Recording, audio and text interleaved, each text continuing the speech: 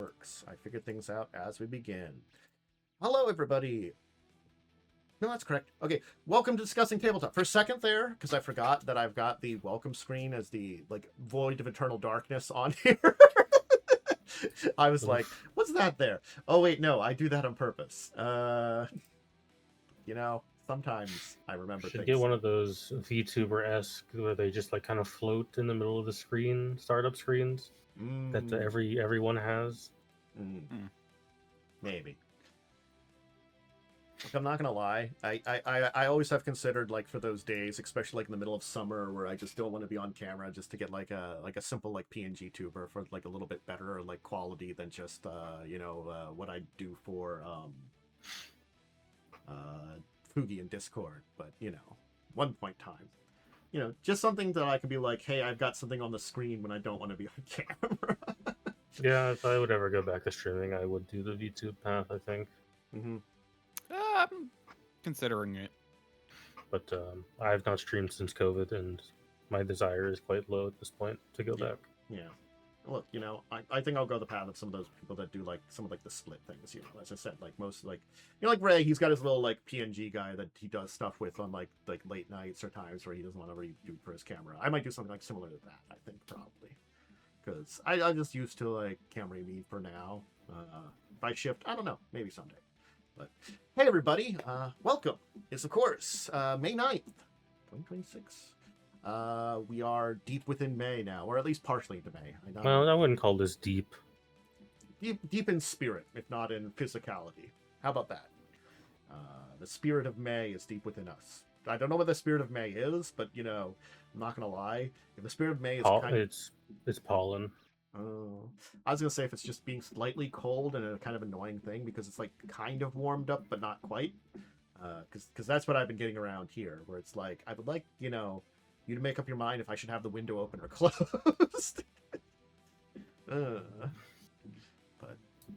everybody's having a good Saturday. I think mine's gone pretty fine so far. Anything interesting happened this week for folks? I gotta think of anything happened for me. It was my mom's birthday. Nice. How'd that go? Was it a nice event? And we went out to dinner. Ooh, very nice. Yeah, that's always good. Nice little dinner. I think she's gonna be doing more stuff this weekend, but well, that makes sense with Mother's Day. There's a place that has a little bit local to us that has occasionally does breakfast buffets. They're doing one for Mother's Day. So my mom's like, "Hey, I want to go there," and we're like, "Okay." It's the agreement. She said that's the plan. But yeah. I don't know if it's this weekend or next weekend. Sometimes my mom will be like, "Let's do it the weekend, not Mother's Day, because it will be less busy." I understand that too. Fair. Yeah, that's definitely sometimes what you need to do. But I know what she's doing is she's gonna take my two sisters and sister-in-law and do a spa day or something. Okay, that seems nice. So, cool. Yeah, Little spa day. Spiffy. Always fun. Yeah. I'm thinking if there's any kind of interesting things that I watched or did, and I think it's just a pretty standard week in a lot of ways. I can say the big surprise I had was one of the topics I was going to work on that I had to push till Tuesday. I didn't know it was going to be as successful. Would you have thought a Highlander TCG would have been successful? No, because I don't. Do the kids know what a Highlander is? So it originally came out in the 90s. It is back. That's the thing. That someone made a second edition version of it in 2017, 2018, and it's still around. I looked up the website. It's print to demand at this point in time for the products they're releasing, but they're still releasing products as of this year for the Highlander TCG. Their second edition is kind of a different beast because they updated the game and added a whole different level of mechanics and stuff like that. But it's one of those ones is even in the 90s, it was more successful than most TCGs at the time. That was weird to learn about because it's sort of you think about Magic as the big one, and this was released in 95. and it like lasted into like the early 2000s, and I'm like, how? No, I guess I had to look it up, but I have heard of it. I guess the streets fuck with Highlander. I guess I was so. wrong. You know, it was a fascinating surprise to kind of hit on too. But you know, it was like, look, you know, sometimes we learn about these things that are like, how did this happen? And the answer is, someone liked it somewhere. Yeah, I guess so. I had to look it up. You know, I have heard of it, although I'm kind of surprised a car got a card game. I give you the clap. I give you the clap. Don't worry. Anyway, -2. Thank you. You get tiny clap. But yeah. So, how did everybody else's weeks go? Anything interesting? I mean, my week was full of more video game news that I enjoy. Mainly, I now live in a world where the Stranger Than Heaven trailer exists, and they did not upload the song immediately after, so now I'm just depressed because the trailer song is really good. But it does have Snoop Dogg in it, doesn't it? It does have surprise Snoop Dogg as a major character. It's interesting. Look, I'm gonna play it and I'm gonna cry. Yeah, I think the interesting thing that I saw was, if we're talking trailers, was it's one of those things. Is like, I just had to question it, even though it's not in my wheelhouse. Is the Star Fox one? Like, I think so you don't want to pay $60 for a remake of a 3-hour video game? I played a little bit of the first Star Fox. That's the last one I played. I didn't do 64. I haven't done 0 or whatever it was. So that's why, like, it didn't surprise me that 64 was like a reimagining of the one that I played a little bit of, because I borrowed it from a friend for like a weekend, you know. Star Fox famously is only remaking their old games. Yeah. It's all they do. It's the fourth version of the same game in a lot of ways. Yeah, that's all they do. I saw some people complaining about how it looked. I thought it looked kind of good. The only one I didn't like was Slippy Toad. He's too slimy. Yeah, the characters are fine. There's a little bit weirdness to some of them. Star Fox, I feel like, is a little like. It's a little fluky. His face he is needs a little something squished, but not like a ton. He needed something to break up the neck and body area. Yeah. Someone described, the two things I heard was, someone described it as Fantastic Mr. Fox, which I do see a little bit, and the other one said like all the characters would look better if their eyes were just a little bit bigger. Yes, I do agree with that. And the other thing that I saw that I have to say is, Falco's hands are just feathers. No, I don't weird.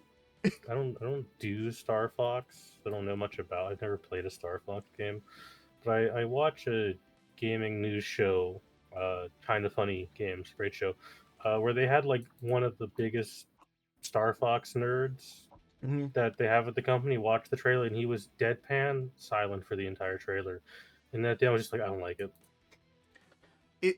Again, like, I think the style can be fine. I think like the characters are mixed bag. You know, they went for more realistic. I think the two things that I'll point out are that it's another remake of the same thing, and then the other thing is, I saw images of the Star Fox from the Mario movie, and that looked a whole lot better.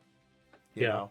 Well, it was stylized. It was stylized. Yeah, I do want to say, like, you complain about his hands just being feathers.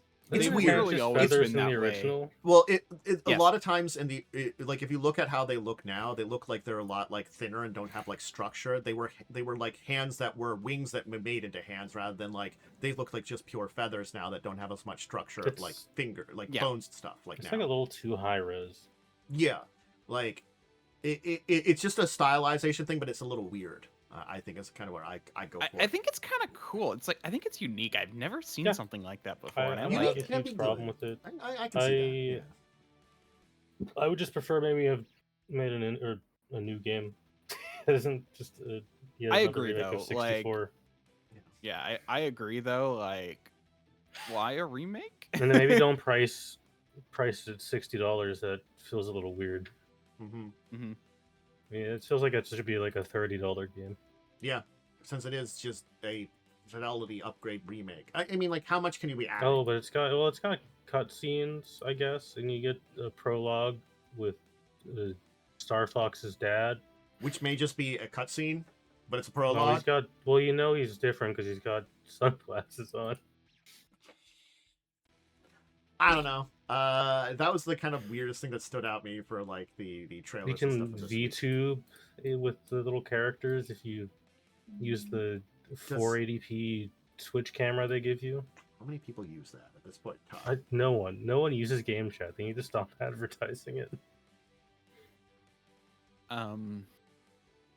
To be fair, oh god, what was her name? Someone's used it. No, I was like gonna be like the one time they went off the path for Star Fox, they introduced, I think it's Silver. Oh, Crystal. The blue fox. Crystal, thank you. Yes, because it was the adventure that was supposed to be a game about Crystal, and they made it a Star Fox game. Yeah, well, yeah. I know a lot of people are big fans of Crystal. I know, big but more fans. my point. I know. It's let's just say I'm part of the furry community. I've seen fur affinity. Yeah, people are big fans of the Star Fox characters, so yeah. But I personally don't like Crystal. That's kind of why I'm just like, okay. Yeah, I just feel like Nintendo, I feel like Nintendo's just out of ideas. That's what I think is a bad thing that we got Crystal the one time they deviated. Yeah. A lot of people will disagree with me though. There does feel like sometimes they're okay. We can say they're out of ideas, but then they have like I heard someone talking about how like interesting, because this is something that's outside my wheelhouse. Someone was just talking about like the Splatoon's spin-off, and that they were really interested in it because it was a different take on it and something that they kind of liked. And I'm like, that's not a game in my wheelhouse normally, because Splatoon never really was. But as a different version of something that's completely different and like an evolution of like a game mode they had in one of the games, it seems interesting, and at least it's an idea. It's like it was like a relatively good discussion on it. And I'm like, wow, I wouldn't have thought about it, but it's like it's an interesting evolution and a direction for something. So it's like I just don't know why they have like some interesting ideas sometimes, and then like this, it just baffles me. I don't know. I just think maybe Nintendo doesn't like Star Fox. You're not wrong. I think that might be it. You got him in the movie. They spoiled him in the movie for some ungodly reason. I don't know why they spoiled he was in the damn movie. That's the only good part of the movie. Mm-hmm. Yeah. I'm a little curious as to what Blaze has to say on it, so that's why I prompted him. Mm-hmm. Well, we'll see. But we'll see. I don't know, maybe just make games for your $500 console. Right? It's more expensive now. He's got like 4 games. Yes. Hopefully. But anyway, I guess we can dive into some topic-y stuff now. I guess then talk about some RPG news, because that seems fun. So I wasn't necessarily going to talk about it, but like I do want to talk about it because it seems like some of my worst fears about the Ravenloft book are coming true. Because guess what? It's just the same book before. Yeah, I mean I kind of told you it was gonna be. I was hoping it wasn't going to be, but like it's literally they're updating a lot of the stuff for 5.5 because the Van Richten's Guide was a very popular book. I know, but like I thought that would have been an excuse that we could have at least had some new stuff. I mean, I guess there probably is going to be new stuff in it. How much? Look, I think it's good that they're updating stuff for the new system. True. I guess some of the more popular ones they are, but they were showing off like Mother Lorinda, which I like the idea of Mother Lorinda, but as I said, like it didn't need to be connected with the old lore because they were two different types of horror, and like they could be just separate and the other one could just be ignored. Like, that's what I was said about it. You could just do, separation there. I guess that's always been my opinion, is like for that. And I liked some of their new stuff too. So like, and if they go for this art style, it's not bad too, like making it actually a little bit more horror-y because they're showing off some of the art they have for it now too. But I'm just hoping for more stuff, because I liked a lot of what Van Richten's Guide did. There was one of the books that I kind of said like they did a pretty good job on most of it. So anyway, but Yep. yeah, repeats.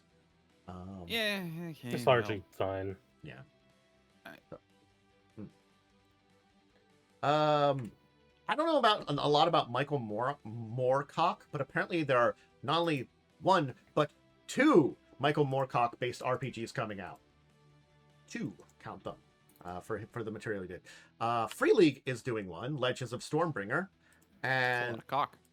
you know, and the other one is going to be done by Goodman Games, who's doing the classic era of Elric, which I think are based on, I guess, what he's been writing, or I don't know how they're. It's a weird thing because it's both Michael Moorcock's world. Yeah, I mean, Yeah.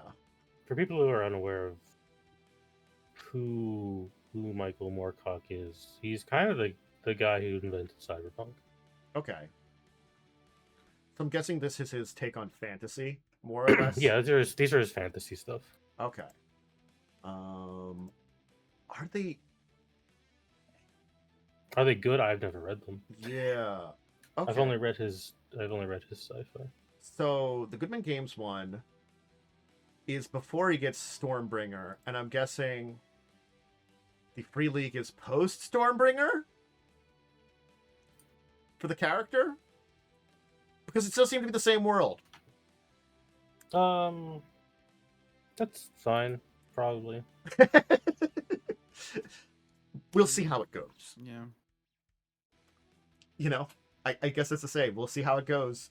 It's an interesting place to be at. It's not the first. Again, with them announcing it so close together, they had to have been working on it both like around the same time. But it is a Probably. interesting thing, you know.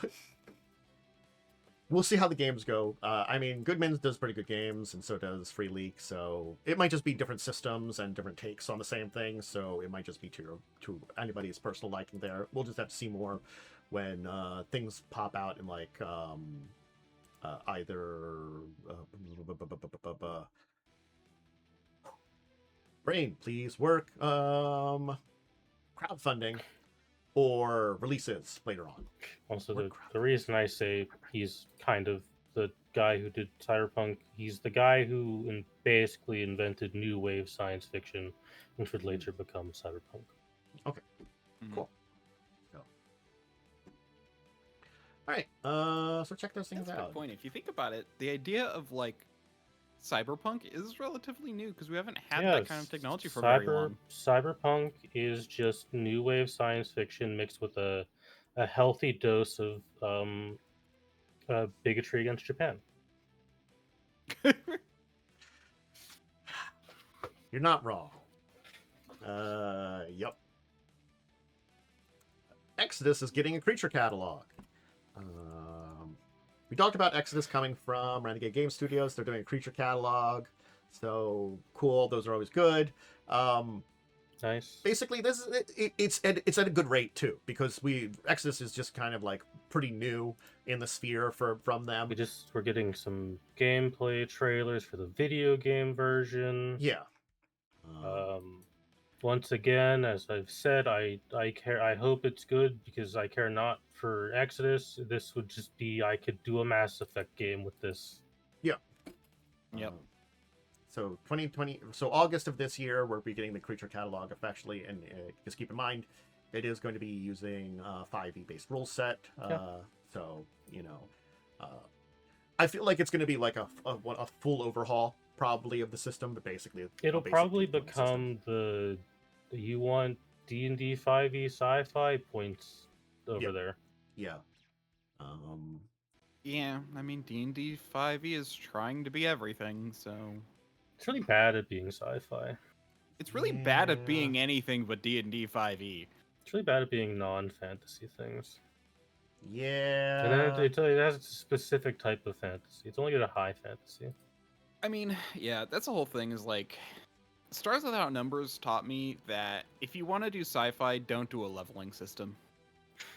Basically, every other genre that is done in 5e is better off if someone else that isn't WoTC did it.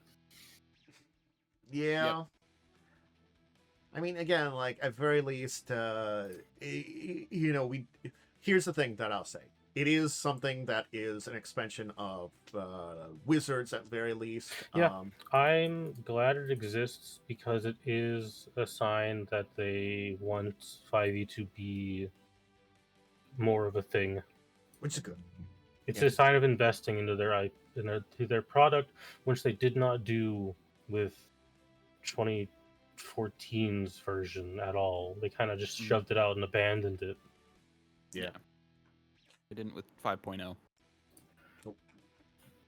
I mean, yeah. I mean, like, then you've got the fact that, I think we talked about this like a week or two ago, that, Traveler is doing a 5e update, and I'm just like, it's not necessary. I get it. Actually, to be fair, it might get people into the other forms of Traveler, which are better. That's the big thing. You want to get people into your ecosystem. And 5e is just the most popular role-playing game. Yeah. Did I back this? Oh, no. We're also getting 2 very interesting books in the Freed League's Lord of the Rings series. So the 2 books are going to be one that's going to be some adventures based around the basically Third Age between the year of 2965 and the Third Age to the basically War of the Ring opening movies. The idea is basically dealing with things going on with Saruman and Isengard and his downfall. So that's kind of an interesting time period. And the other one is a Hobbit book, or should I say the Shire book. So if you want to do things around the Shire in that area, which as much as it's quiet, there are adventures that do happen there. The entire thing where the legend of the ones beating orcs and creating golf. You think of the hobbits as quiet, but Bilbo and Frodo prove it a lot, and also there are more of them that are like warriors and stuff too. I mean, one of the hobbits is named Paladin. Yeah. Paladin. I mean, there's also like people like. Again, the movies push it a lot more than the books. The idea that the Shire is like this boring place. Mm-hmm. But they do kind of go like, we try not to have adventures here, but there still are plenty of hobbits who do. Hobbits are simple creatures. They want a simple life. And I can respect them for it. Yeah, but sometimes the call of adventure is a little too much, or, something looks really cool. And then you got the 2 clans, which are, a bunch of crazy people. Yeah. Sometimes a bunch of dwarves show up at your house and inadvertently kickstart a epic journey that leads to the world transitioning to the Age of Man. But if it wasn't for Took, the Shire would have been completely taken over. Yeah. Sometimes you just need that. So it's very interesting. Like, again, I think they're doing a good job of exploring things. They're keeping around what people know, but still, expanding. I'm going to say this. In the books, by the way, for people who don't know. I feel like the directions they're taking are a lot better than, a certain TV series did, because they're like, slowly expanding upon what people have, and kind of reaching out. To be fair, I wanna make a comment on the TV series. The TV series is only the way it is because they were not permitted to use the Silmarillion. They only have access to the Appendix of Fellowship. Wow. I didn't know that. The Tolkien estate did not give them access to the material they need. No wonder I've heard terrible things about it. Yep, it's a very pretty show, but its story is very bad because they can't use what they need. Yeah, the appendix of the appendix thing that is. Yep. I want to read the Silmarillion because of it, but it's very bare bones. Definitely lacking. Jeez. Yes, that's why the show is the way it is. Well, that's a good thing. It's like literally one chapter overview of what happened in a whole nother book, basically, is what it feels like. Seems like it kind of is almost, unfortunately. Yeah. Yeah, and it sounds like that's what it is. Yeah. Neon Honesty is doing very well. Yeah. So it's doing great. Yeah. So it's hit 8.5 million. This is the current book series and setting stuff that Legend of Vantress did. Their folk tale stuff was very interesting. An advertisement for this by them. And this is very much like positive, space good opera, vibes. Good vibes and stuff like that. Mm-hmm. Very hopeful, very 90s anime. Yeah. Like the things I like. Yeah, it's based off 5e. Okay. It's based off 5e. Yeah. So, If you want to try it out before you back it, they do have play testing materials listed on the page. cool. I don't want to buy a bunch of 5e stuff. So I did because 5e is still the system I run the most. So. Yeah. I mean, I'm literally about to start a thing where I'm going to be running a bunch of different things, so... But I backed this because I like sci-fi, and 5e lacks a good sci-fi setting. Yeah. Agree. And it does look like it's a pretty deep redo of a lot of things. They do It have is like so long. a new class. They've basically did a fresh coat of paint over all the classes, so they're called something appropriate for the setting. Plus, also done little changes that make them more for a futuristic sci-fi, and then put together a whole bunch of their own subclasses and species and stuff like that. So it is still very much a I would call it a sci-fantasy because it is magic and space kind of stuff too. But it is Pretty sure that's a Star Fox reference. Okay. It is. That is Mr. Star Fox. Yes, that is Mr. Star Fox in their interstellar species. Mr. Fox McCloud. Don't worry about it. he's legally distinct Fox McCloud. So he's too smooth to be Fox McCloud. Have you Yeah. seen him? Yeah. So a lot of materials if you want to check it out.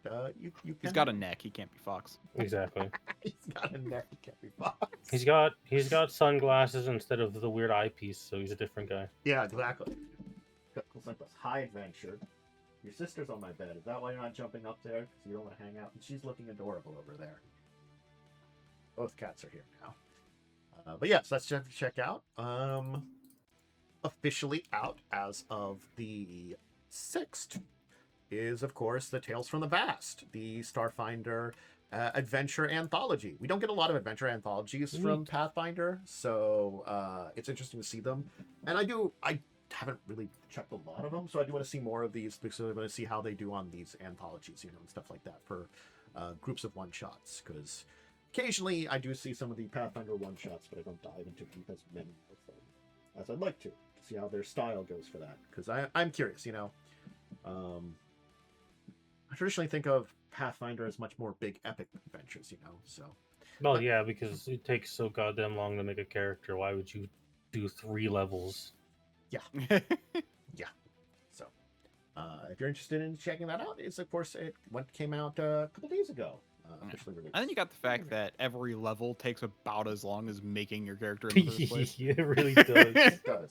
I caught you, adventure. You were hanging around here and being all silly. Not really, but also not that big of an. In 1E, it exaggeration kind either. of does. True. 1E, unless you plan or keep it like a character. Yeah, unless simple. you do your build at level 1, you're gonna be looking at a website for hours. Yeah, figuring out what you're doing. I think that's the thing that can make 1E very easy, is like figuring out what you want to do and building that character. Because otherwise, it is like a mess to dive into in many ways. I mean, that's effectively what I did. I've done that plenty of That's times. effectively what I always do. Yeah, that's unfortunately, like, by the time I was in the back end of playing 1E, that's kind of what I did a lot of too. I've accumulated enough knowledge of 1E to be like, I don't need to do a full build. I can Google well enough to find things. Yeah, you've reached the point in time where you can do a kind of starter and then kind of adapt off of that, into different. I've reached the level of knowledge I think I will ever reach because there's just too much stuff. Yeah. I mean, I did have to rebuild Ada because, again, that was like my first time getting past level Yeah, no, 1. it happens quite frequently with first-time players because there's just too much stuff. Yep. And everything Well, looks kind of in the cool, end- and then some of the cool stuff is just kind of bad. And that's the thing. Like, in the end, I had to look up, like, what was and wasn't good paths for, especially the Yeah. shifter, which is like, apparently the dragon one is good, but it's like, it takes so long to get anywhere. Because we had this issue with Umber's Magus. The armor magus seems The so armored cool. Magus looks style-wise. really cool, but it is not functional. Mechanically, Yeah. it sucks. It removes your strongest class feature. And does not replace it with something as good. Oh, you get more armor. Well, AC stops mattering eventually. there's a point in time where either you're basically not on the front line and not getting hit by things that would do AC, or when you hit you're like super tank. level 10, things have like plus 20 to hit. Mm-hmm. So yes, your fighters are still going to have their AC kind of matching. They can still do that with a lot of things. But your fighters, they're meant They're to be expected to running get hit like 50% of the time in Pathfinder. Mm-hmm. Poor squishy wizard is it attacking me? Good, it's hit me. Yeah, basically. Anyway, we are getting a Last Wardens TTRPG by Mad Cave Studios, a retro cosmic horror RPG. Nice. I don't know much about the comic series, but it's apparently based on one. So it's I bet you I have a bunch of friends who've read it and I haven't. Apparently they're using the Year Zero engine for it, which is done by Free League. Cool. So What a freaky guy. if you were interested in checking that out, What a handsome lad. It's going to be coming out in June of this year, if you want to check it out. Of course, we can talk about... We got a video for Werewolf the Apocalypse Rageborn. Here's the YouTube link to their opening trailer.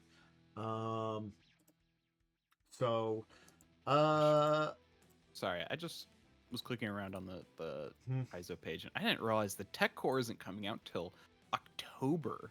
Oof. Yeah. Which sucks, because that's literally their shipbuilding rules are going to be in there. Yeah.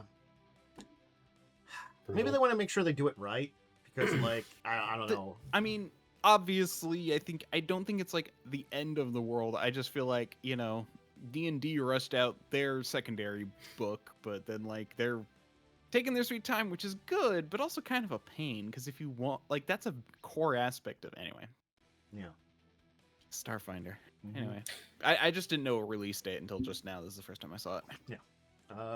Rageborn seems interesting. It's the same top-down style that I would describe the old Hunter games. What's this camera style? I can't think of what it's called. This is an isometric camera. Oh, that's the isometric one. Yeah. Sorry. The name was just kind of like how for a minute there a crowdfunding was eluding my brain. That one I was just like, I'm not going to try to get it back in my brain. It's just not there.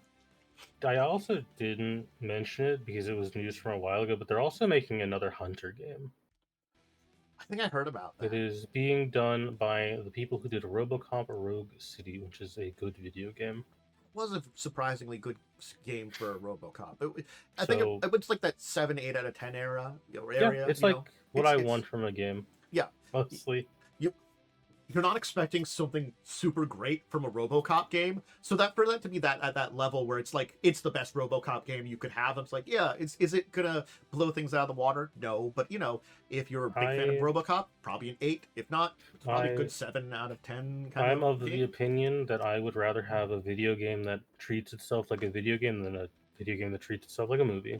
Agreed. So Rageborn here looks interesting enough. It's cool. It does. Yeah.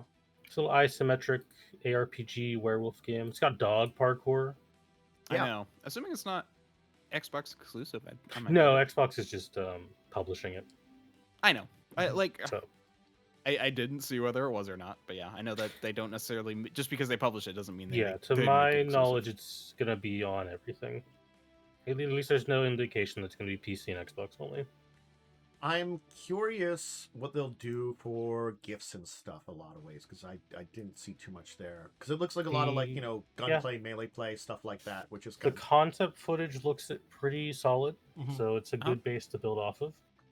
Yeah, I'm curious the more RPG aspect of it, you know, that's what I'm just curious about. But I guess we'll see more when we know more. It seems like it's not going to be as heavy. It seems like it'll be more like a Diablo kind of game. Yeah, well, look, there's definitely going to be a clear story, but yeah, it looks Diablo-esque. If I'm comparing it to like, I will compare it to the 2 other World of Darkness games, Hunter the Reckoning, the old Hunter games, and honestly, the original Vampire the Masquerade Bloodlines.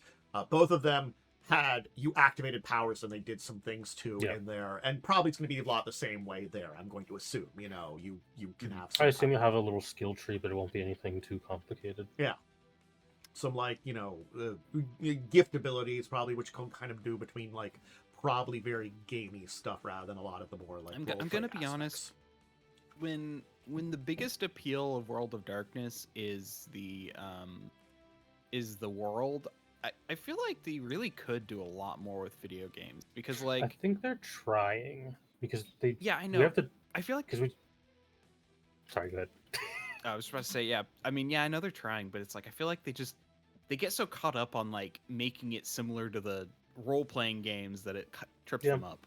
I think that's why I think this is a good start. The biggest problem with Bloodlines 2 is the fact that it was in development for 10 years. Yeah, I know. And as I said, like, I'm not gonna lie, like the Hunter powers in the Hunter video game are nothing like the powers in the actual game. No, but I think they work and they're interesting because they are like powers that you use that reflect them in a certain way, and I think that's what I kind of want from it. So you have werewolf powers. Do they need to be the exact same? Hell no. But at least they feel kind of similar. I think it'll be cool, and will capture the idea of it. The gifts the spirits have given you to battle against your enemies or something like that.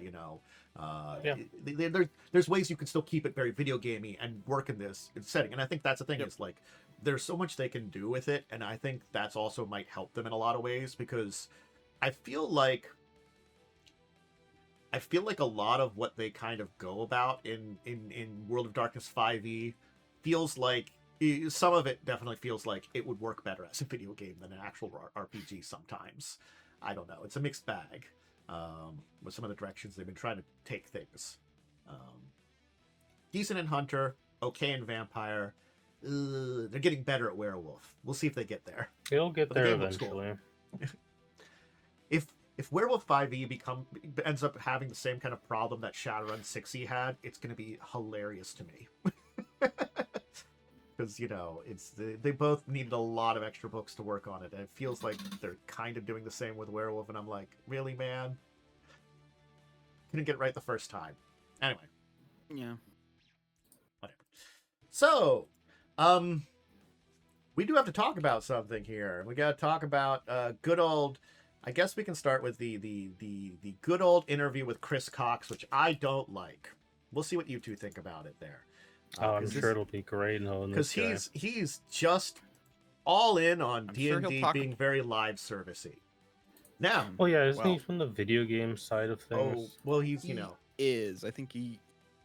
Get where he used to work, but he did I think EA. Yeah, he used to work at EA. I think. So, I will go with an argument here, but there's another article that's going to be very important as part of this entire thing, and that is in the current subscription model, you can't share what you subscribe to, even if you have the highest tier as the master tier.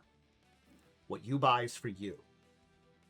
So a DM could buy a bunch of things, but his players would have to buy those also to have them separately. Okay, so I think that is actually fine. You think that's fine? Because you can give them access to things in the game they're playing in, but because it'd be basically like, sure, your group can look at the books that you own physically, but they don't own those books, right? And they can't look at them all the time unless you're in the room. Yeah, but you can't do that now. That's what we're saying. You can't share anything. They have to have it in order to have it in their stuff. But I assume not for active games that are on D&D Beyond, because D&D Beyond is a VTT. And if they pulled that, then D&D Beyond is useless. I don't know. They just say that they haven't explained it. Content sharing isn't enabled in their new drops material. I don't know how the content sharing works with games and stuff like that. If that's where it's at and stuff like that. Sorry. He was vice president at Microsoft. That's what it was. Yeah. Not EA. Let me see here. There's one more article I had here from about it here. And again, like, I will harken back. There is some ideas that there is, like, the idea of some subscription-based stuff and a live service kind of things for D&D isn't terrible. I think that's not the thing I'm up against with this entire thing here. So I'm not going to argue against that. I think I heard someone just that, like, you can't share, but you can subscribe, and then you'll get a bunch of stuff. Well, the subscribing apparently doesn't give you a lot of stuff because look, also the subscriptions have become more expensive. Like now. Oh yes. You know, you have to actually buy the stuff instead of subscribing. yeah. And The apparently, actual subscriptions are trash. I mean, I'm glad that they're not quite going a subscription route. Sorry, I was looking up his credentials and haven't read this yet. because it used to be that if you wanted to play a D&D game, Okay. one person had to pay the big subscription fee, which would have been $55 effectively. But now each player would have to spend $26 to have access to certain spells or feats. Okay, so I understand your confusion. Mhm. Drops is specifically content for the subscription service. Okay. Not books. Yeah. Okay. I will say yes. I wasn't necessarily including books and stuff here. Sorry. I wasn't. I was not being very good.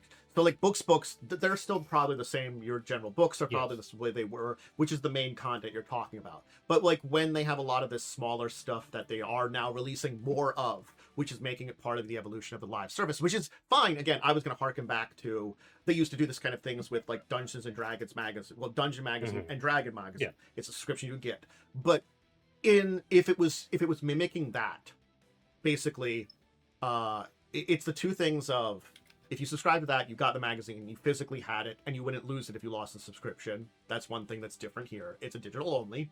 And two, you could still share that with your friends, and then they could use your thing that you subscribed to. You know, you could show them stuff. You would still own the book, but if they wanted to see something about it, they could, or use it for a game you're running. And I think that's the kind of thing is, if you wanted to use these kind of things in one of your games, everybody has to apparently subscribe to it for the game. That feels like it's what it's saying here. Yeah, that feels like a correct assessment. I also still feel like that is largely fine until the drops become larger content. See, that's what I'm worried about, and especially with what Quickstarts is saying. I don't like the way he says it. That's the issue. Yeah, like the thing is, the idea of the live service isn't the terrible part. It's the person that's telling us the stuff and the way he says stuff in a lot of the ways. I don't like that part of it. Because he's a guy I can't trust, you know? No, he's made himself not trustable, no. Yeah. So that's where I'm kind of worried about the entire thing. But This could lead to much worse stuff, and I don't trust it. It's not. A business side, I also understand why they are going in this direction, because D&D Beyond does not have a large percentage of market share for VTTs, so they need to monetize it somehow. Okay, yeah, I can see that too. That's not a bad argument necessarily, because it's putting it. So monetization can lead to a lot of problems down the road, especially when they start raising prices. Mm-hmm. Yeah. Okay, so here's the thing. There's also the issue of like right now, you also got to remember that like they probably have like 70% of the people who are going to buy a book on D&D Beyond are going to buy it when the book is released. Yes. And they only release a book like every few months. So if you like think about it, they're limiting like all of their money in the largest parts of their money influx into like certain areas. Yeah, in certain periods of time. So I could see the idea of releasing it in piecemeal, and then once everything's done, releasing it as a book as a whole, because it does make sense for them just to get that trickle of money in for the people who use D&D Beyond. I also want to state D&D Beyond subscription is also like $3. Mm-hmm. I think it again depends on your like the subscription level you do too. For some of these things you get to. I think it's $3 and then $6. Yeah. I think what it is a lot of the concepts here aren't necessarily bad overall. As you said, yes, they have been putting this stuff into books. Like the Dampier did end up in a book. But if they put out more of this stuff, I don't think they put out enough books to keep up with it, depending on how much they put out here too. It'll be a bigger problem if they go the route of the drops remain exclusive to the subscription or are never reprinted.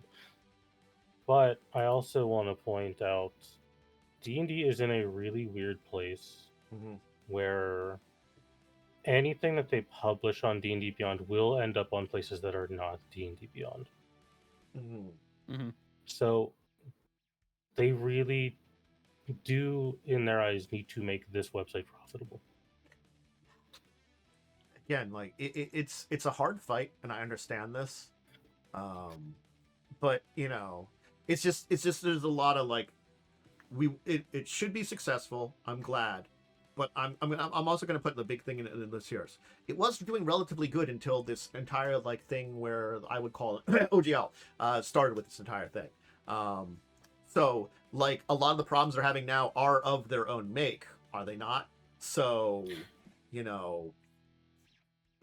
Well, it's a bit of yes, their own but- make, and it's a bit of competitors are just stepping up their game, like True. Roll20 and Foundry. Roll20 is stepping up its game now. It finally got off its goddamn ass. We've talked about that too. So I guess it's a lot of changing the situation here now has led to this. And again, as I start out with too, the core concept of this isn't necessarily bad.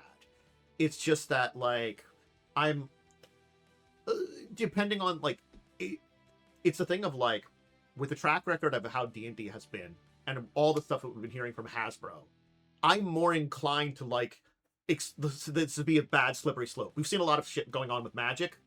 It's a slippery slope that they're going to go over, you know. Well, and yeah. I don't trust them Eventually, not yes. to go over it. Yeah. So I want to point out, this is how all subscriptions work. Subscriptions exist to keep you in the ecosystem. Mhm. They are inherently a little bit predatory. Mm. So the way subscriptions work in most cases, they're literally designed to be low for a period to get you Mhm. in, and then once there's like nothing more they can once they have all the people they can get, i.e. they're because basically you can grow in a few ways. One, getting more people. Two, increasing prices. Or three, what's the last one? Anyway, the point is, for subscriptions, like once you get all the people you can, you then jack up the price. Yeah. Yep, and you keep raising the price until you hit a point where people find it unacceptable. Now, are these? Yeah. The question also be: are these drops just for? Are they both for $3 and $6? I didn't know if they were. I assume they are for both, because Okay. it doesn't say in the article if they're exclusive to Yeah, I was just checking the one because they didn't say Whichever. exclusively what it was. I would assume maybe the higher tier gets them earlier. Yeah. It's usually how it works. It's a new benefit available to all hero and master tier. Okay, so I don't know the different tiers of D&D. Yeah, they redid these recently, so. 'Cause it used to be a one big fat price and you get everything. Now it's not. Yeah.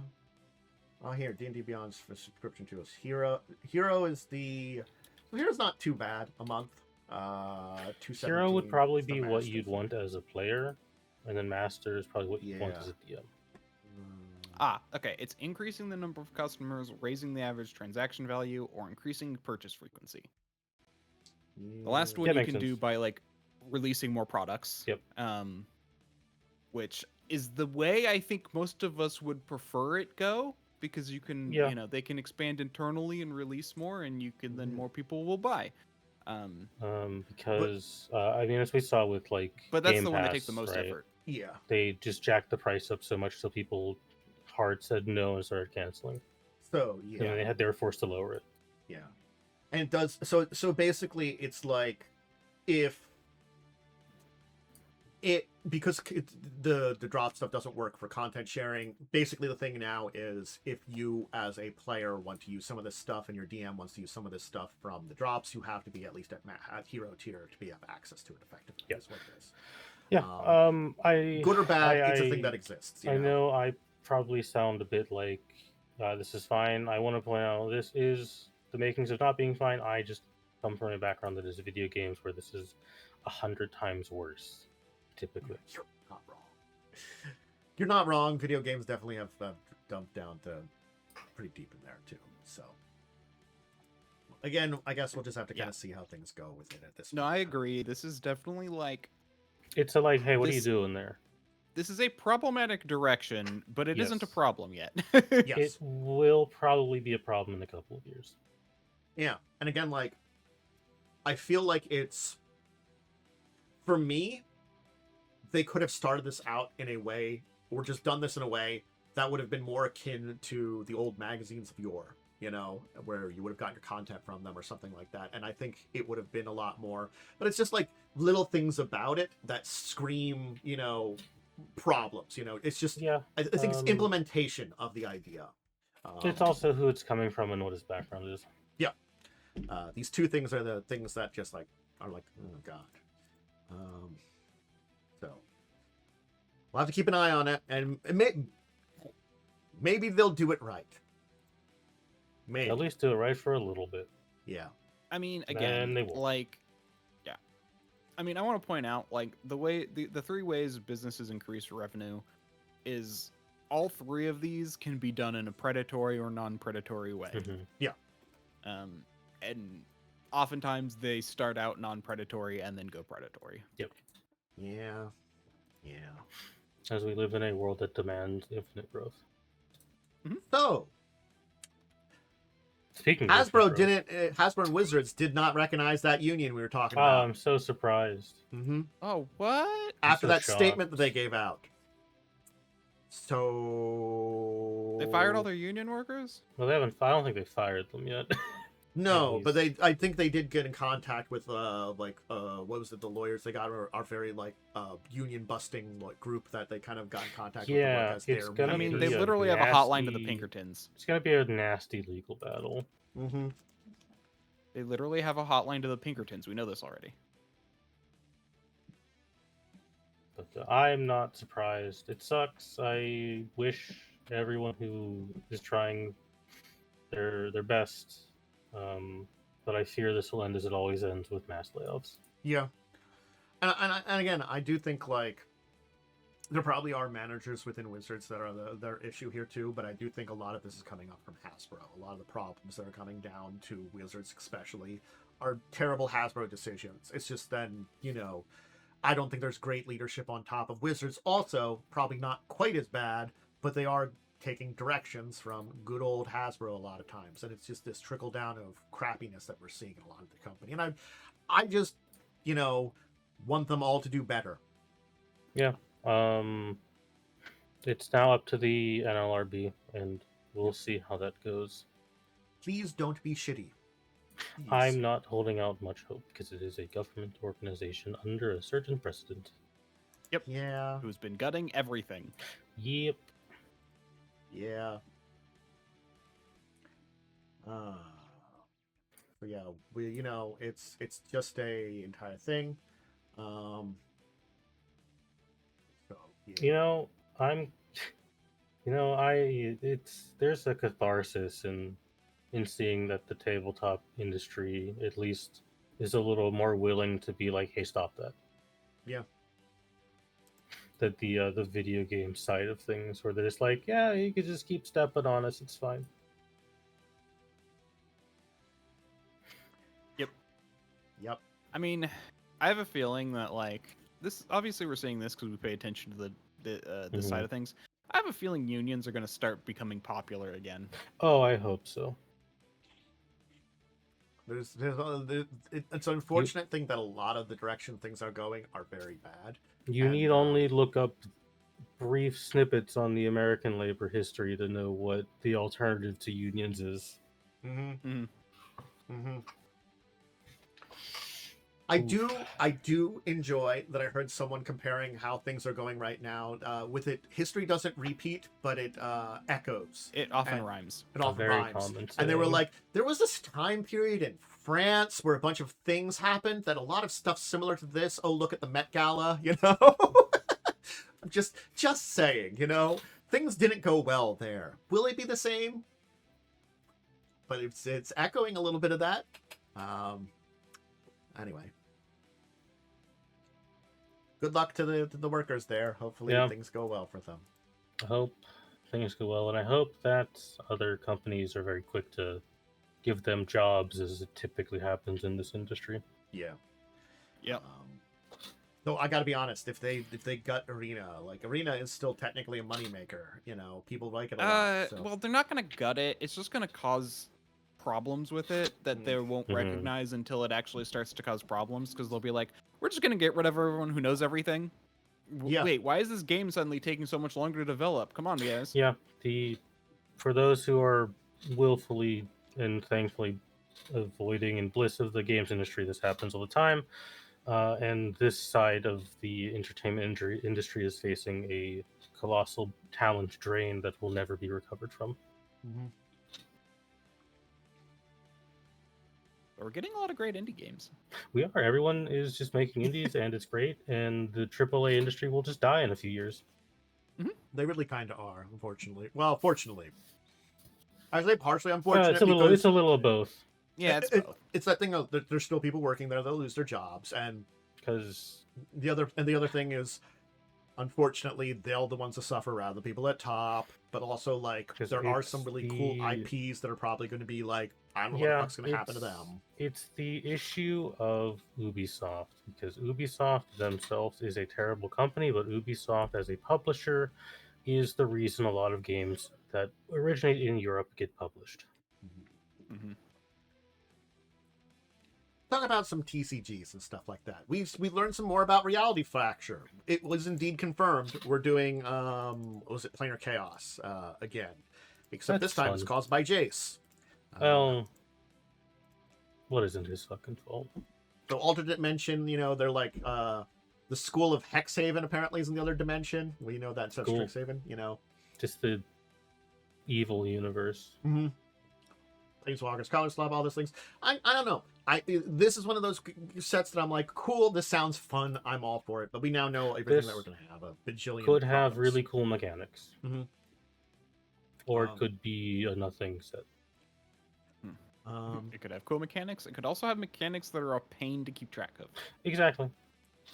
They have one main commander deck along with 5 like beginner decks. Yeah, it's a 4-color Jace Yeah, deck, which is weird. yeah.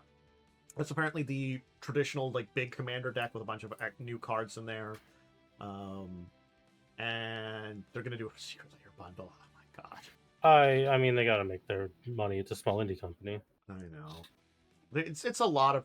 Here's the problem. Like I think I've talked about it. Like there was a lot of ages of products beforehand, but like it feels a lot worse than it used to be. Like there are certain aspects of like the basic packs, bundles. Oh no. Certain other things that were there that were always traditionally there. It's just like it's like 150% of what it used to be, and that's a noticeable difference. Like when you had like 7 packs or 7 like items per like release, and now we have like 10 to 12. That's noticeable, I personally don't mind more products. I would like it if they differentiated them a bit more. Also, Or like we're a bit more clear on what each of them are. that's true. I would like them all to have the same stuff in them. I'm going to say, like certain places, like they have a dragon deck. certain places, I can see like at And a least if you're going diamond to put out a lot of the product and it's going to be a good product, you can have some mechanically unique things, like in commander decks or something like that. But I something I didn't talk about because I didn't think it was a big one.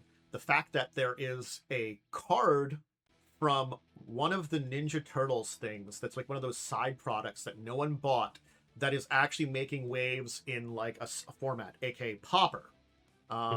It's like an infinity card that's a common from there that's only in that product. So that product, which is a goddamn common from there, is going to be going for at least like $10 a piece. So if you want to get into that kind of deck, you're going to get that card. It's stuff like that is what I'm concerned about with all these kind of product lines, is where you get like mechanically unique in a lot of places. If it's like something that like everybody's going to buy, like the 100 card Jace commander deck, I can see you having some like unique cards in there. But if it's like So some of these weird side things they like putting out lately, where like maybe like only if they're not going to print as much. Also, like it's a card that didn't really need to exist. I'm gonna say like it was just like it's a common. It didn't have to be mechanically unique, and also good. I think that's the problem. It was good, better than a previous version of that card. And I think that's the problem. I do want to say it's worrying because I saw something worrying because they show off a foil versus a non-foil card, but the glass in like the shattering thing is like in front of the text, and in the foil one you can't actually see the text. Oh yeah, the image gallery. Oh, is there an image gallery? Yeah, there's one Yeah. on the bottom where they're showing off something.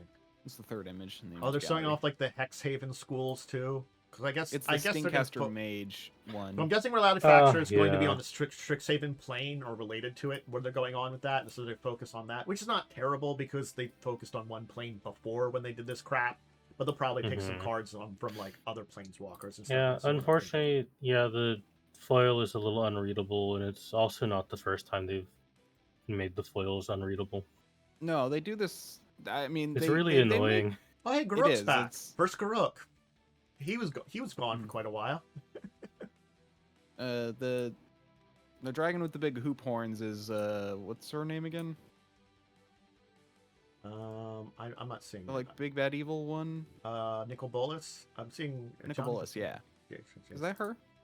Him. On the dragon card pack? Yeah, that's not Nicobolus. Oh, okay. What does Nicol Bolas look like? Two Leonas. I'm gonna look it up. Oh yeah, that is different. She has forward horns. Okay. Problem is, there's so many named dragons. Yeah, and one I've of seen the that dragon before, though. Foundation's commander decks, aka Easy Commander decks, which I'm sorry, like, shouldn't do Easy Commander decks. Commander's not easy. Again, it's a way to funnel people into the ecosystem. Which sucks, because these decks are going to be ass, but... They're going to be ass, and they're not going to be a great way to funnel people into knowing the game. No, I mean, it's really no different than buying a... Because, I mean, part of the unfortunate method of getting into Commander is, well, you bought the starter Commander deck, you take it to your LGS, you don't win a single game. Yeah. Mm-hmm. I don't. That is a like. Why can't they just make competitive starter decks? Like they don't have to be like really amazing. The unfortunate thing is with how they've redone the power bracket. A starter deck can hold its own against like a tier 3, but once you get beyond that, that's when you got to start dropping money to compete. When they used to do a lot less of these, that actually sounds reasonable then. Yeah. And when they used to do a lot more of these, they used to be a lot better anyway. Like I would have put like the Planeswalker Commander decks. They all had a lot of rares and mythics and stuff in them, and they were pretty well made. Are they as competitive as they are now? Probably not, because we've introduced a lot of cards since then. But if you use them as a general basis and maybe upgrade them with a few things that have come out since those decks came out, those were pretty good decks for the time period, you know? And, you know, had enough power behind them, and generally speaking. Like, I'll use the Final Fantasy ones as an example, because I like the Final Fantasy decks. If you take some of the Final Fantasy decks and just add a couple of cards into them and take a few out, you have a pretty competitive deck. Yeah. Okay. So they can do them. But then you have the flip side of some that get released are just not good. No. Like, theoretically, the Jace one would be at that point in time, we'll kind of say, because that feels like the one they want to be the like top tier deck. They're spending a little bit more on it. But the Foundations ones are going to be that like, it's a commander deck. Yay. Because the Edge of Eternity's deck that was the bug guy who cycles lands from the graveyard, that deck is broken. And again, it's also like sometimes when they use these commander decks, they're not made equally. Like, I'm not going to lie. They could, by chance, make one of these 5 Foundations Commanders decks actually pretty good. We don't know until we see the full deck list, which we haven't seen at this point in time. Yeah. The other 4 could be complete trash, but one of them could be like, it's a mechanic that is either fast enough or well built enough that even though it's not the best cards, could still work. Because you can kind of do that sometimes with you can't do like top tier competitive commander, but like going from like bracket 3, bracket 4, sometimes you can kind of like get some decks that are like a little lower that could like, you know, that don't have those things to make them those brackets that could still compete with them. Just depending on the way it's built, you know, for decks. You do not need the very good cards. They help get you to that level, you know. Game changers. I believe that's what they're called. They're called game changers now. Yeah. It's an ever expanding list. Yeah, you technically do not need them, but they help though. They help though. They help that elevation, you know. Like like an example, like a commander deck will do fine against most things. But if you're against a guy who's running like the bug dude from Edge of Eternities and has the like whatever the one land card that you can sacrifice to blow up opponent's lands, that guy, you can just infinitely play that with this commander and Yeah. just deprive everyone of land and then be a dick and no one wants to play with you ever again. Yeah. So, How do I guess how I know that? Just someone did that to me and I don't want to play with the game with them anymore. I don't think I've ever been that mean. I've been mean, but never that mean. That's a different level. A certain really good friend of mine's partner doesn't know how to go easy in Magic. Again, like it's just like, you know, unless you're heavily going into competitive, you try to want to be a little casual. No, like doesn't mean you can't make a good deck, but it's like you just biggest problem with Commander is your fun is dependent on your opponent. Yeah. See, I'm the kind of person, if I were to play these games, I was always like, in fact, I actually know exactly what you're talking about, because like I like to do like theme decks, like focus more on like having fun themes. But then I had a friend who was always like hardcore and like or always tried to, he'd build like what is it? What is the tiers go backwards or forwards in? Tiers go up for rank. So like tier 1 is good, and tier 2 is. It's like tier 1 through 5. Tier 1 is very like learner. Tier 2 is pre-con. 3 is upgraded. But here's what I was going to say. I remember the conversation that like it goes down as it gets worse. But tier 1's also like really hard to do because you're worse than a pre-con. 5 is you're at a competitive level. Yeah. Okay. Yeah, I had a friend who'd probably be like 5, and I'd be like 3 or 4 because I just had fun with it. As much as the new bracket system is kind of bad, it's not like the 18 brackets it was before. Look, you know, I can point out that I will still play the decks that... So Blaze has a couple of decks that I would point out that I will still play against, even though I know and they're infamous. He has specifically a Time Warp deck. It's meant to make infinite turns and eventually be able to get rid of all your cards. It's hard to get that started in that deck. You can do stuff to prevent it from there, and it takes time. You either have to set up quicker or do stuff, you know, but you can kind of see where it begins to work on it there with that deck there too. It's not so like you're done, you know. It could have a really great hand where maybe in like 10 turns he'll go infinite and nuke you, but 10 turns is quite a while, you know, even in multiplayer. But I'll still play against that deck. Joe wouldn't, but I'd still do it. And he also has like a really crazy, like well-built cat deck, which is just cats, but it's like, you know, all like super powerful legendary cats, which is funny. It's a cat deck. It's kind of like, you know, you sometimes you just build like a theme deck that's like, it's still very powerful, but it's goofy. My favorite deck is just all cards that let me roll dice and gamble. Yeah.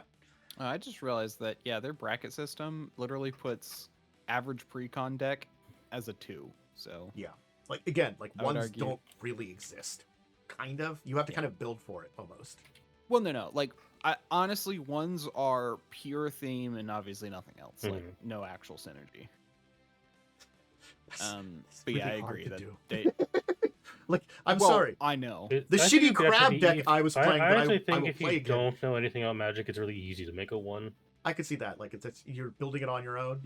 Like, I'm pretty sure. Oh, I would totally build a 1 if I had to build it from scratch. Like, I'm pretty sure that stupid crab deck I picked up is like a 2 or 3, and I still had really good fun with the crab deck. My Mr. House deck, I think, is a 3 that is very close to bordering 4 if I put a couple of cards into it. But those cards would make that deck like $600, and I don't want that. Yes. Yeah. So the equivalent of Yu-Gi-Oh! Back when I played, I liked to build like 3s because they could mix like fun without having. I could have fun with them without having to be like too nitpicky. And then my friend would always try and build 4 or 5s. I think that's where I am. I tend to build 3s, but if I get a lucky and I have a couple cards I own, I might build a 4 here or there, just because it's like, oh, I happen to open one of those cards. I don't tend to buy those cards, you know, because they're expensive. But if I also just got one, cool. Don't have the mental brain power to play a CEDH deck. God, no. the top tier ones. I'm not good enough at Magic to play that level. Never. Anyway, we do have some more Magic news. We should kind of move on. There was a little controversy with the new One Ring art because it's like apparently fairly copied. Yeah, it really is. Yeah. So, Mhm. you know, oops, we're sorry. Yeah, I'm not 100% sure why Dan Fraser is getting such a pass for this, other than he's ancient. Yeah, I don't know. Okay. Because it is pretty blatant. And he admitted. I have a question. Okay, but here's my question. You're showing off a ring which is a very clear style. How different can you make it? That is the other problem. It is a ring. Yeah. I mean, Right? the easy way to do it would be, instead of having it floating like that, have it on someone's hand. That's true. Yeah, like Have it on, like, someone's Sauron's hand. Have it like, or because it's supposed to be the Yeah. Hobbit set. Have it on like Ooh. a Hobbit finger, On Bilbo. Mr. Golem. You could do it Ooh, in Gollum. Mr. Golem's hand. Oh yeah, because he's reaching I for was- it, and the other one, have it on Gollum's hand, would match with it very well. Then, ooh, Or at the very least, have it sitting on, like, how Bilbo found it, sitting in a rock, on a Yeah. corner in a rock. there's a lot of great directions you could go. Yeah, with it. I'm not saying you can't do different things, but I'm also just all like, it's a freaking ring. Yeah. But I guess it's like the style and the coloration and the way that it's kind of artistically shown is very much so kind of copying it very much so. Which, Yep. again, like, the part about it wanting to look still like the One Ring, I understand. But I guess it's like that entire thing. You can change it enough, as you said there, or like, present It's it a lot of series ways. of systems that failed because WoTC also should have caught this before showing it. Yeah, and that's kind of the point I would make, is just more like, this is more of an internal inconsistency, because if someone's like, make this ring and do it, and it's like, okay, I'll just put it on this kind of abstract background. Mhm. Yeah, oh, I mean- we did that already? My bad. Can only blame Dan Fraser so much because he is an 80-year-old man Yeah. So like, who has been that's my thought on drawing this. Magic cards since Alpha. Yeah. So there's it's just another thing that's all showing off a lot of the issues that are going on right now with Magic, and if they stabilize, great. If they don't, we'll keep an eye out. As I said, like, I don't like the 6 sets a year. They could make it work. They could stabilize it as a system. They haven't, but they could. It wouldn't be a great system, but it might work. I'm not saying it's impossible to make it work. I just don't see it working at the moment. yeah, this doesn't feel like plagiarism to me, as much as it's just Not intentional like, plagiarism. just not like. Honestly, I don't feel like either one tried very hard. Yeah. I'm gonna be honest. Yeah, it looks very movie ring as an art form. Yeah, too, I mean, it is going off the movie. So 'Cause that's that's the kind of closest where I'm at. visual aid you really have. Yeah. So like, Yeah. oh wait, yeah, okay. Fraser admitted to using Neil's image of one of the rings. Yeah, that's the big issue. Use it as a reference. Yeah. Which shouldn't have been Mhm. in the reference pool, which is also on WoTC. Yeah. It should just been like maybe pictures from the actual movie, or like Or somewhere like- props, or or props or stuff like that. Yeah. even as a some of the reference. art from the books. Art Okay, from yeah. books, yeah. I see where this is an issue now, because it was they literally gave it to him in a way that would affect his judgment. Yeah. So, I didn't realize, because we don't hear about it as much, that Pokemon card counterfeiting is just as bad as it always has been. I thought they Yeah. at least got better on that one, but apparently no. It's still really bad. This does not surprise me. Yeah, apparently it was a lot worse last year, because It was. yes, Yep. it's just learning how to counterfeit more things more. Yay.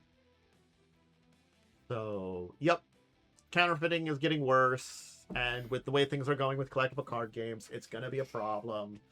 Continue to enjoy. I mean, I get I get it, but also it's just so like, look, if you're gonna doctor it, why are you sending them into card submissions? Like, Yep. just make a fake one and then sell it to someone. Don't try and play it off as. Don't try and actually get it graded. Don't give PSA your money, just like ever. Yeah. It's funny because like reading the bottom of this article here, it's like that the One Piece card game had the most submissions, but was like still lower volume in comparison to other games in a lot of ways. Because sort of like it's like it's a weird point to be in because it's just like counterfeiting is just such a weird place to be in. Yeah. You know, and again, like I'm never against proxies or something like that, but you just don't try to sell them. Just don't sell them. Please don't. You're just making problems for the rest of us as we already have. You know, we already have enough problems. You know, please just stop. This is the problem that existed when, like, here's the thing. This was the problem with Pokemon trading card game in the very beginning, and it's still just as bad as it's been, apparently. Yeah, and that's because Pokemon is all about like collecting the cards. Like no one plays the actual Pokemon game. That's what makes it so much worse than the other ones. Because people buy it. I know a because few it's people that collectible. argue against that, like play it, and I have played it once before, but it's not played. I as played much. it once before.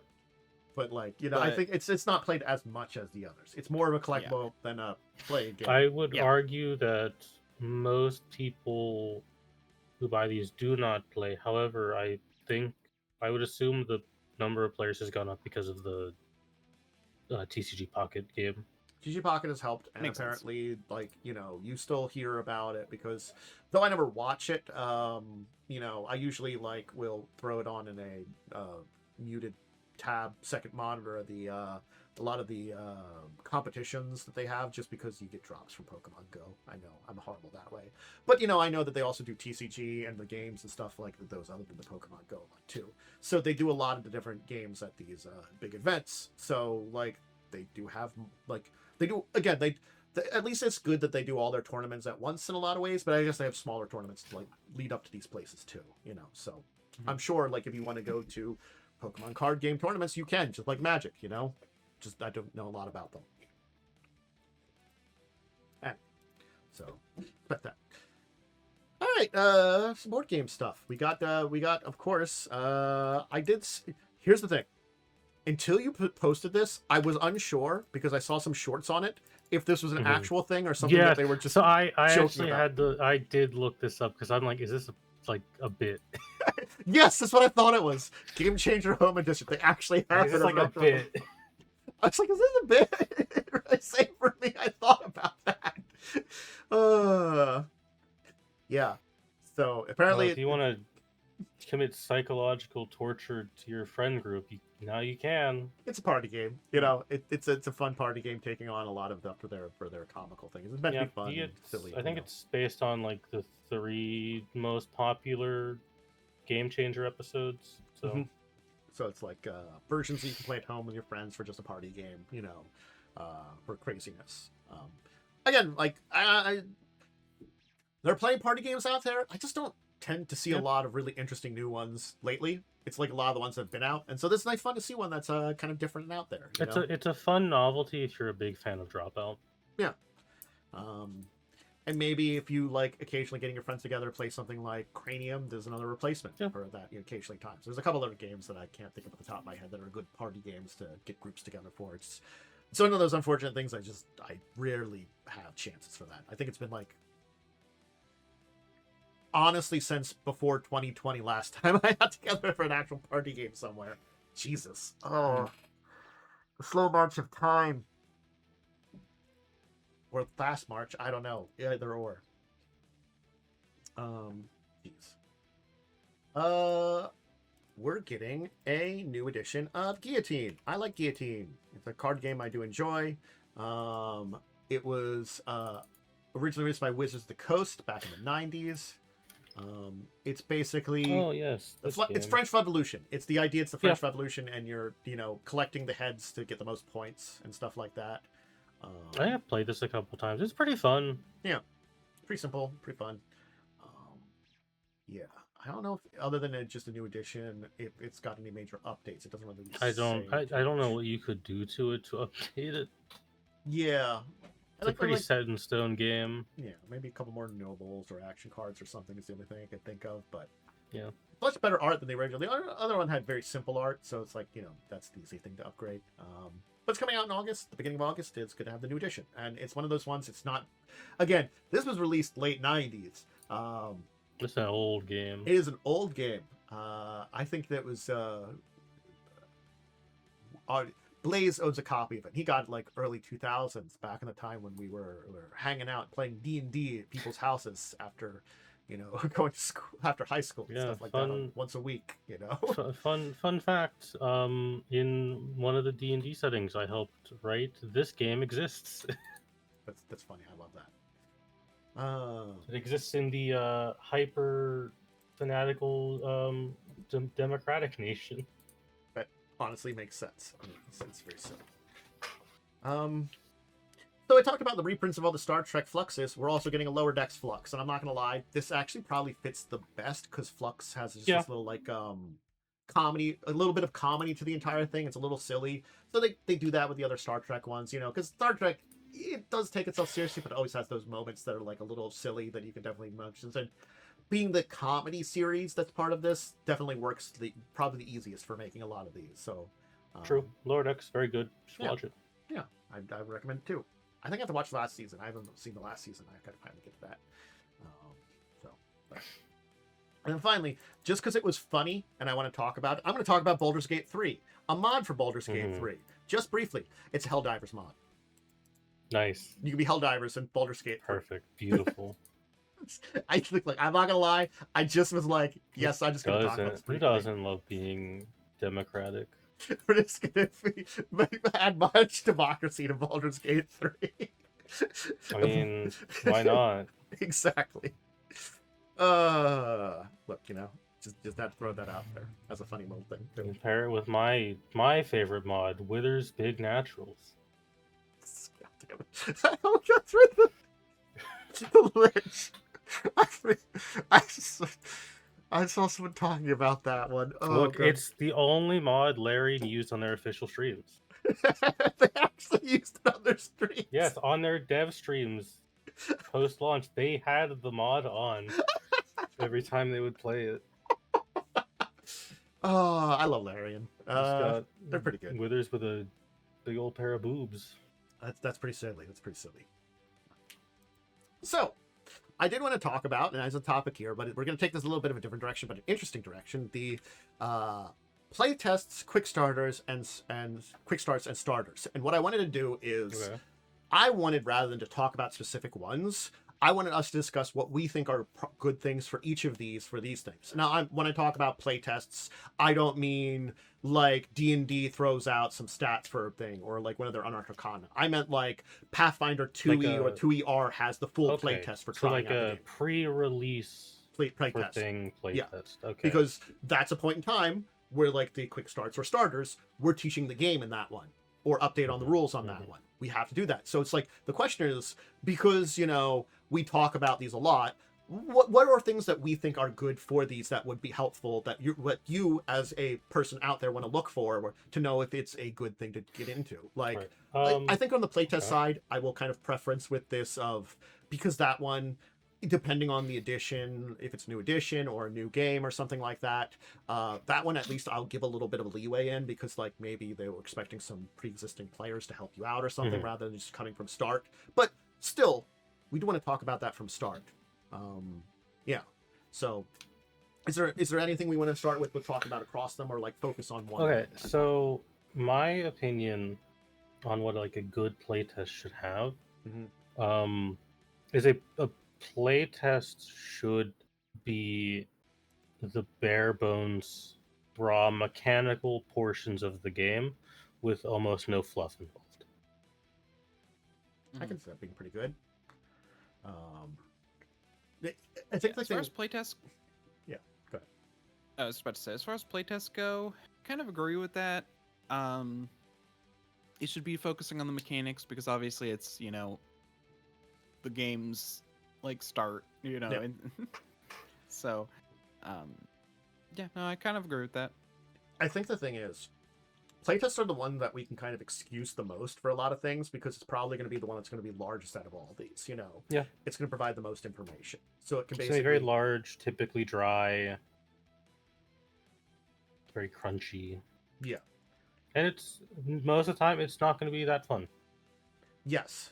The thing about playtests that I'm going to come up here is, yes, you could use it to basically learn a game or see if a game you're interested in, but most of the time they are just what the name says, a play test.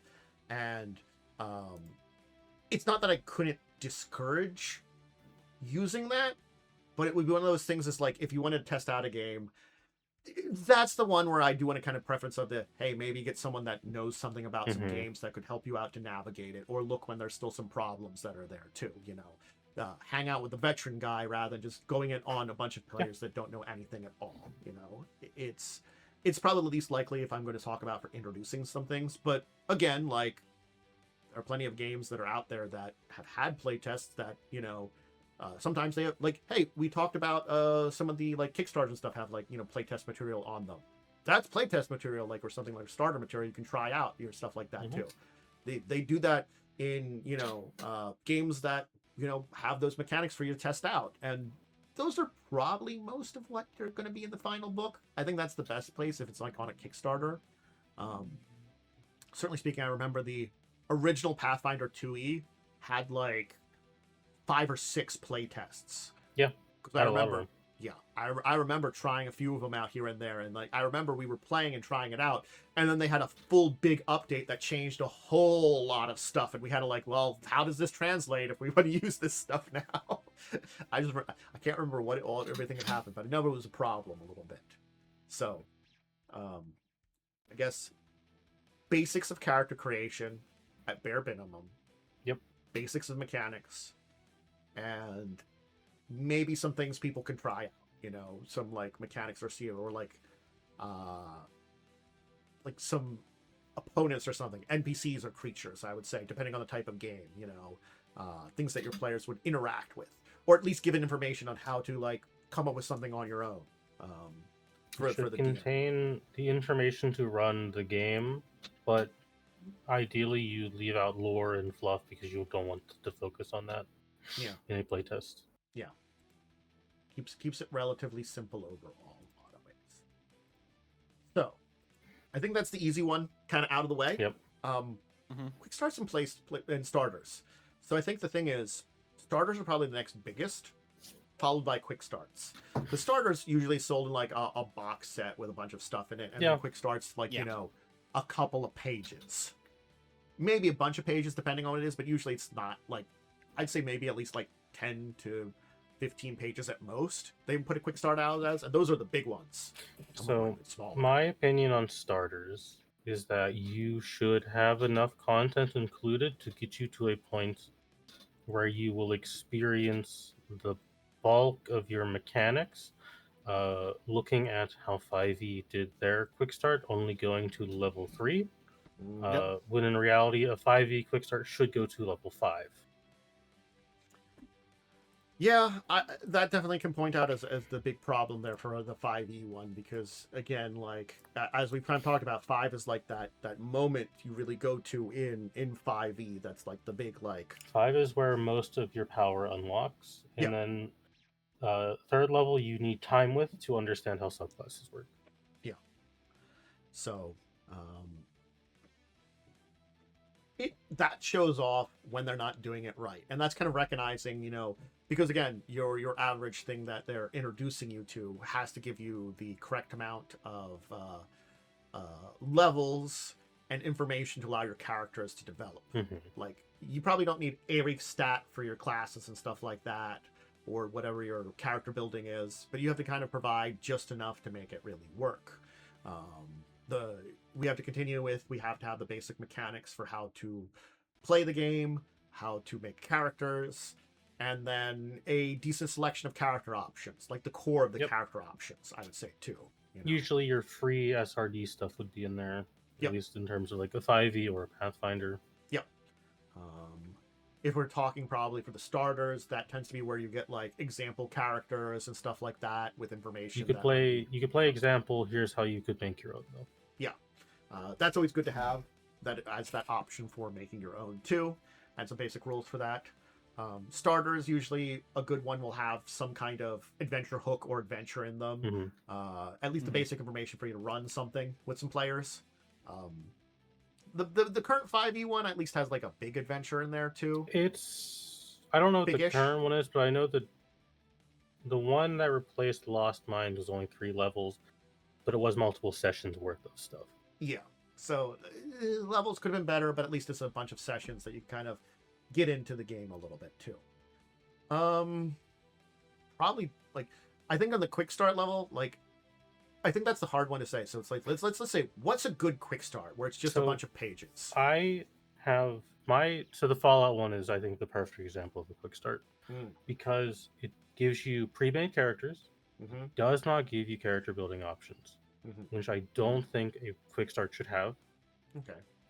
It should give you very generic character archetype like molds that you could use because a quick start in my opinion is how you're going to really learn a game.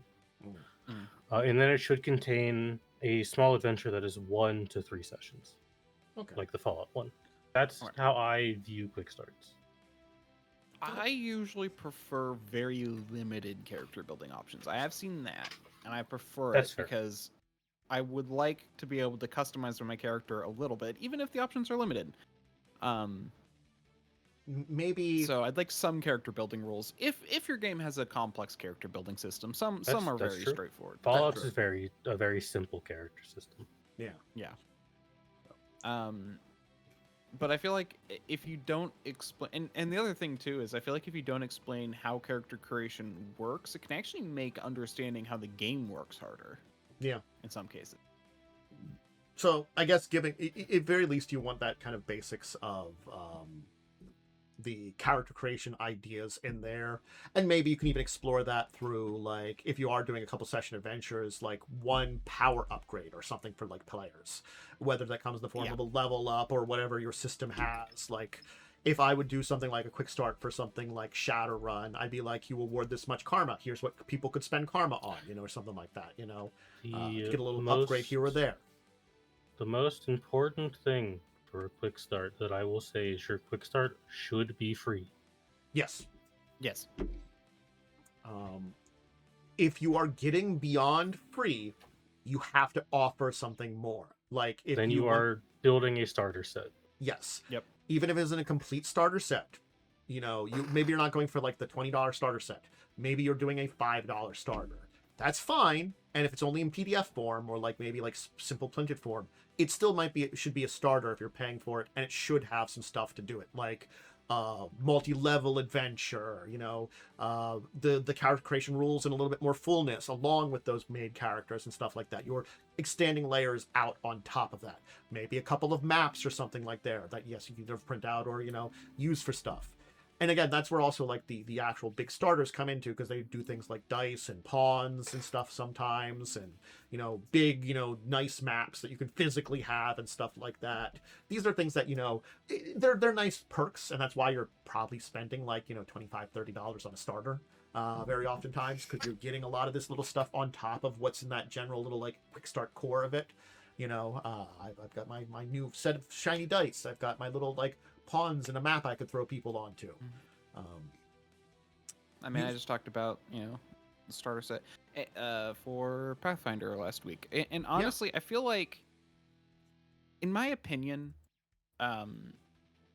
your quick start should basically be the starter set without any of the like shining stuff like that. I feel like you need enough to like run a game. Yeah, like with a small adventure. Some pre-made characters, but also some character options if you want to switch them out, so you can customize a little bit, stuff like that. The quick start should be something that you could maybe run very simple games with if you just wanted to use that. Would they have a lot of the mechanics? Probably not. but you could have very simple adventures that you could test it out, whether you're using the material provided there or the adventure provided there, or you could expand upon what is, again, that sample adventure might be a good idea of what you can expand upon too. You know, if it's a fantasy game and it's a simple like Lost Mines, so it's just you're exploring a cave, you know, and fighting some monsters there. You now know kind of what those stats are for some of those monsters or that kind of area, and maybe you could use them in a different adventure. If it gave you a bunch of goblin stats, maybe now you go and like, oh, goblins have taken over a fortress. I've got to clear them out, you know, or something like that. You could tell a story that's using the stuff that they're providing there, but you could kind of adapt things a little bit and at least play around with it and build a little bit on your own. Not something crazy, but a little bit, you know? I feel like the point of a quick start, because obviously people are selling a product, I feel like the point of a quick start is to get you to want more. Makes sense. But also provide enough to get you hooked. You know, like, so it's like... Yep, a quick start is a demo, basically. Yeah. Yeah, I mean, kind of like... But from the few I've seen, I honestly feel like most of them, like, don't even give you that much. They're kind of just all like, here's what the game would be, but if you're confused about anything, then tough luck. Yeah, I feel like one of those things that happens a lot is there's just just a lot of quick starts are too small in a lot of ways. I think that's the issue that I kind of feel like they're very, very bare bones, very, very minimum, and they provide, you know, that hint of the game. And that's why I think the Fallout one is very good, because it takes you through each mechanic individually during the adventure. Yeah. And that's good. Yeah. That is kind of cool. And But Fallout is also an incredibly simple system. Yes. It's the 2d20 system. I think it also, like, depending on how complex your system is another thing about how much you should provide, too. If you have a very simple system, you don't have to provide a lot for your players for a good quick start, or even a good starter in a lot of ways. But if it's a very complex system, you probably want to, like, honestly have a pretty decent quick start, and then maybe have that starter where you have a much larger adventure where it's sort of like, hey, this is where you can try to test things out. But if you really want to dive into it and really teach people, you want to buy the starter and, you know, have like a couple of books in there, like have like a rules book and a character creation book, like the little booklets, and like then like an adventure booklet, and then you have like 3 booklets that are there, you know, like you got your DM one, you got your adventure one, and you got your one that players can check out and kind of figure out what to generally build, maybe with some sample characters in that one there too, along with your bells and whistles that make it, you know, more than something that would be like $10 to $15 and up to that $30. You know, that's what, again, the bells and whistles, this is the point in time where you're supposed to get it, you know, this is the main point in time where they're throwing out those bells and whistles. Yeah, you know, you could buy them on their own, but, you know, like dice, little pawns and stuff like that, these are things that you tend to get because then you can just use them a lot too. It's another kind of sometimes reason to get them. So it's where I think Lost Mines did it decently well, because it largely was free for a while, and it taught you how to play 5e, though its balance was very bad. Yeah. Well, that's just because the balance of 5e itself. It's just the balance of old 5e was not great. Yeah. But yeah, the and also if you're gonna make a quick start, please make it easy to understand. Yes. Yes. I should not be confused on the rules reading a quick start. Yep. That is a very important part about this entire thing is present your stuff in the simplest version of it that you can in a lot of ways too. I think that's an important aspect of it because they have to be able to understand all the various rules that are going on and understand them.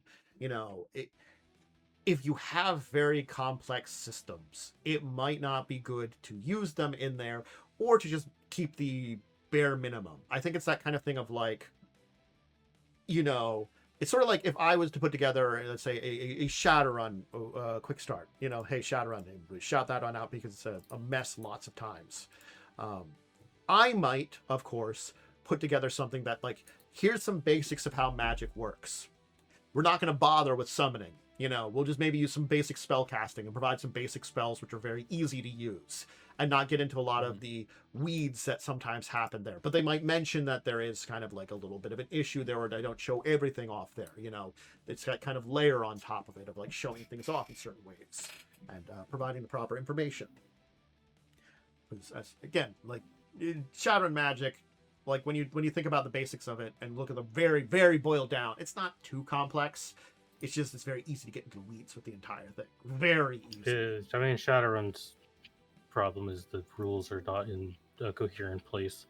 That's the other problem.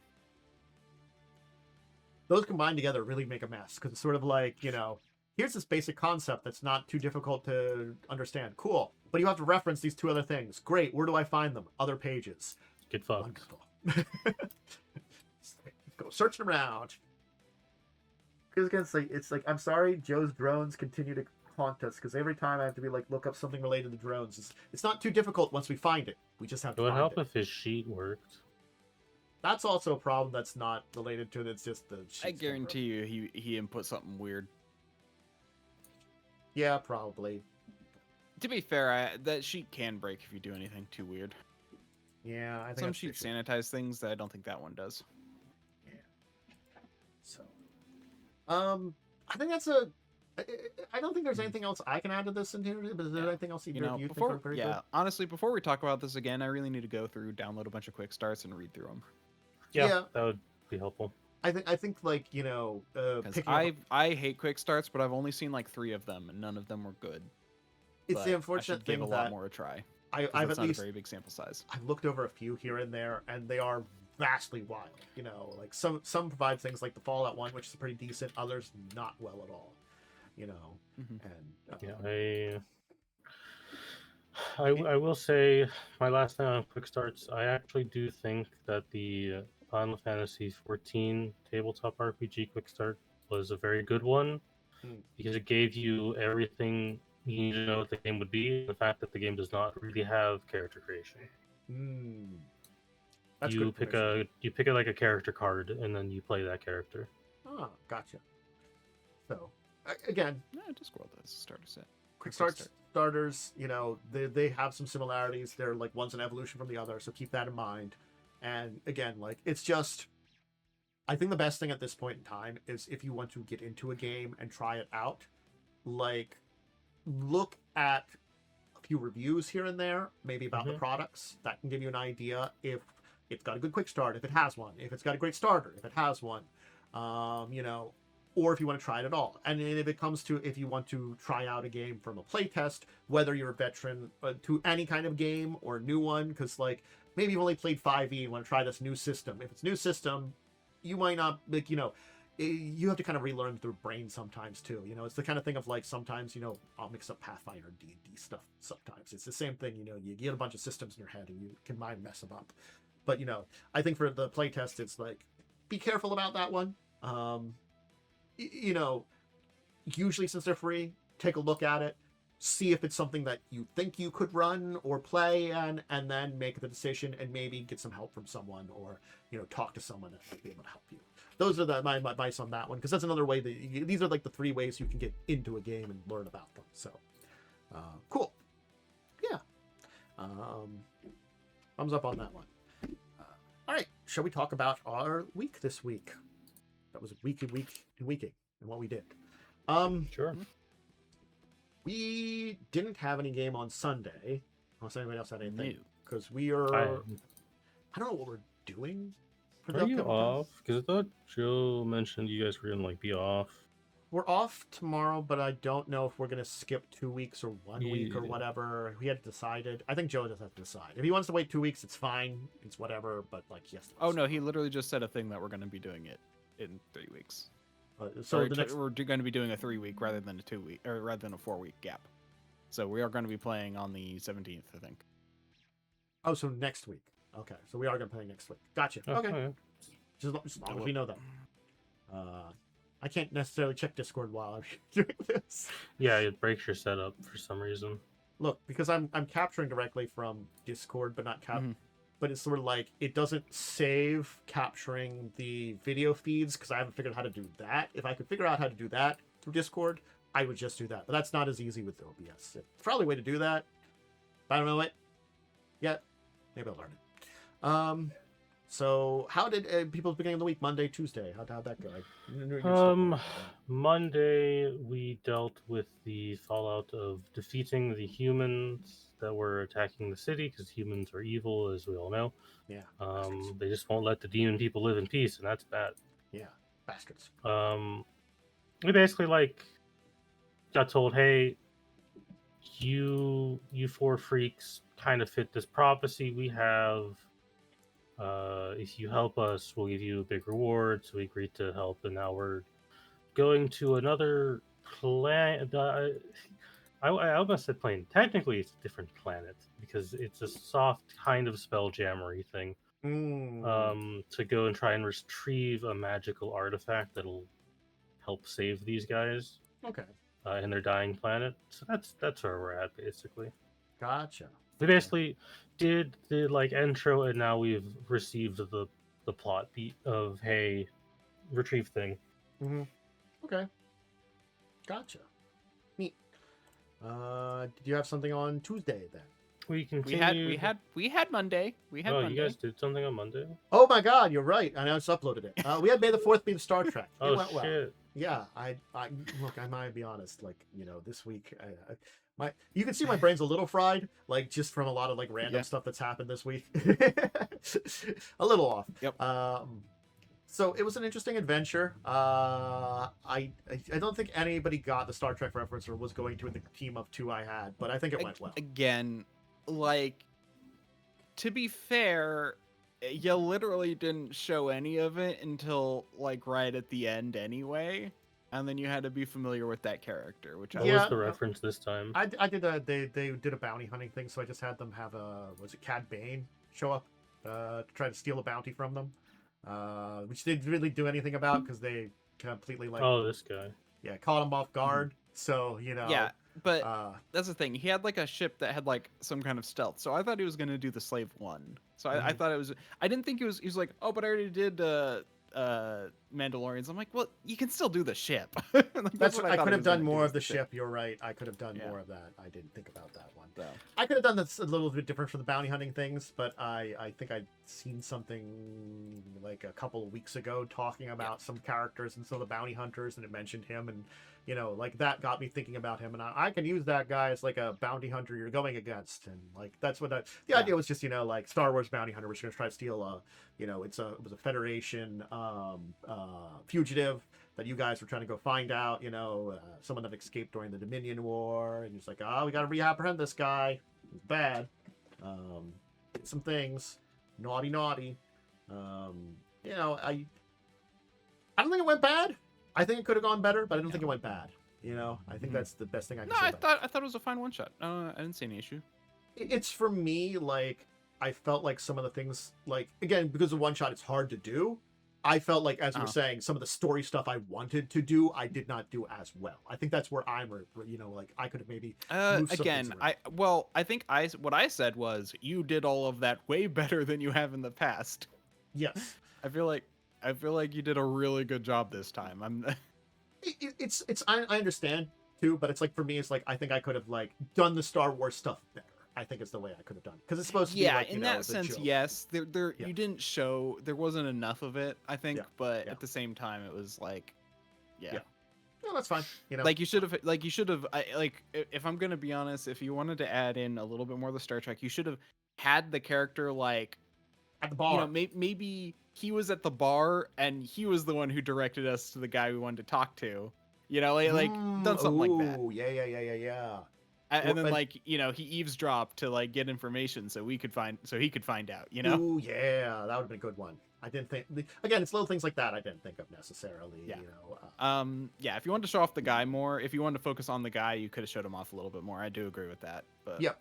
I didn't even need a lot more just to make it a little bit more noticeable, because I think it was just a little bit of a subtlety this time, in comparison to especially because I was using something that was a couple tiers away from your main movies and stuff like that. There's more stuff that shows up in some of the TV series and stuff too, so it needed a little extra. I mean, work.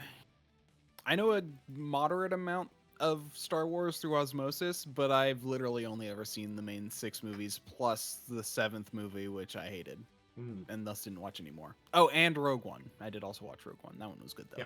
So that's the only reason I saw it. otherwise, yeah, it was. Yeah, Cad Bane is a very not movie guy. Yeah, so that's why, like, I should have established a little bit better, even if you don't know who he is. Like, hinted at him a little bit better. That's yeah. You could have. The payoff would have been better if it was like you hinted at him ahead of time.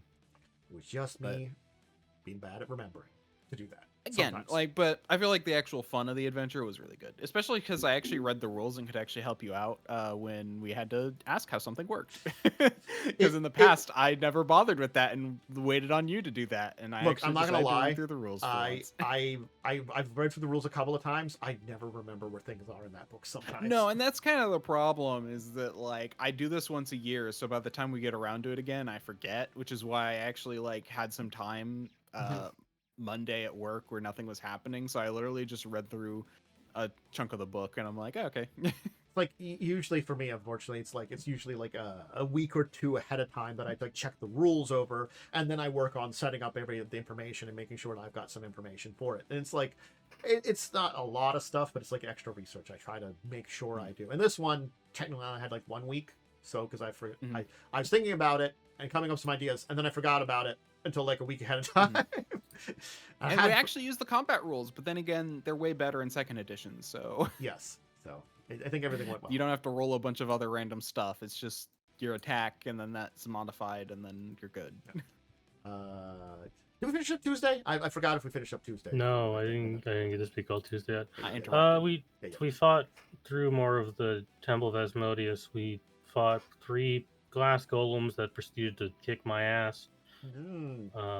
Because golem. Yes, golems suck. Our sorcerer could do nothing because their glass golems are just fully immune to any spell that requires a spell resistance check.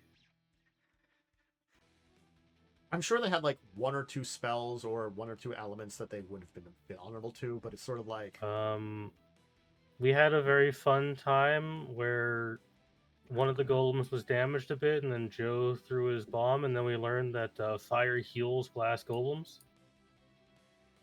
Yeah, no, that unfortunately sucks. It makes sense.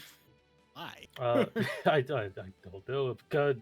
If you deal cold damage to them, it makes them slow. Don't know why that works. Yeah. I Cold think slows because them. so like them. I don't know why like heat would heal them, but I do. Cold is bad for glass, so I could see that. But... It didn't come up, but we did also after the combat get told that had Jay cast a successful spell upon the golem, glass golems have the ability to reflect spells. Yeah. Oh gosh. That I can kind of get. Yeah. Golems just suck. They're the worst. Yeah.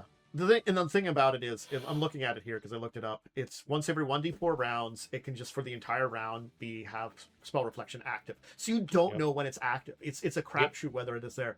And then it even affects the spells that could actually affect it, which apparently the only spell that goes over its spell resistance is Shatter.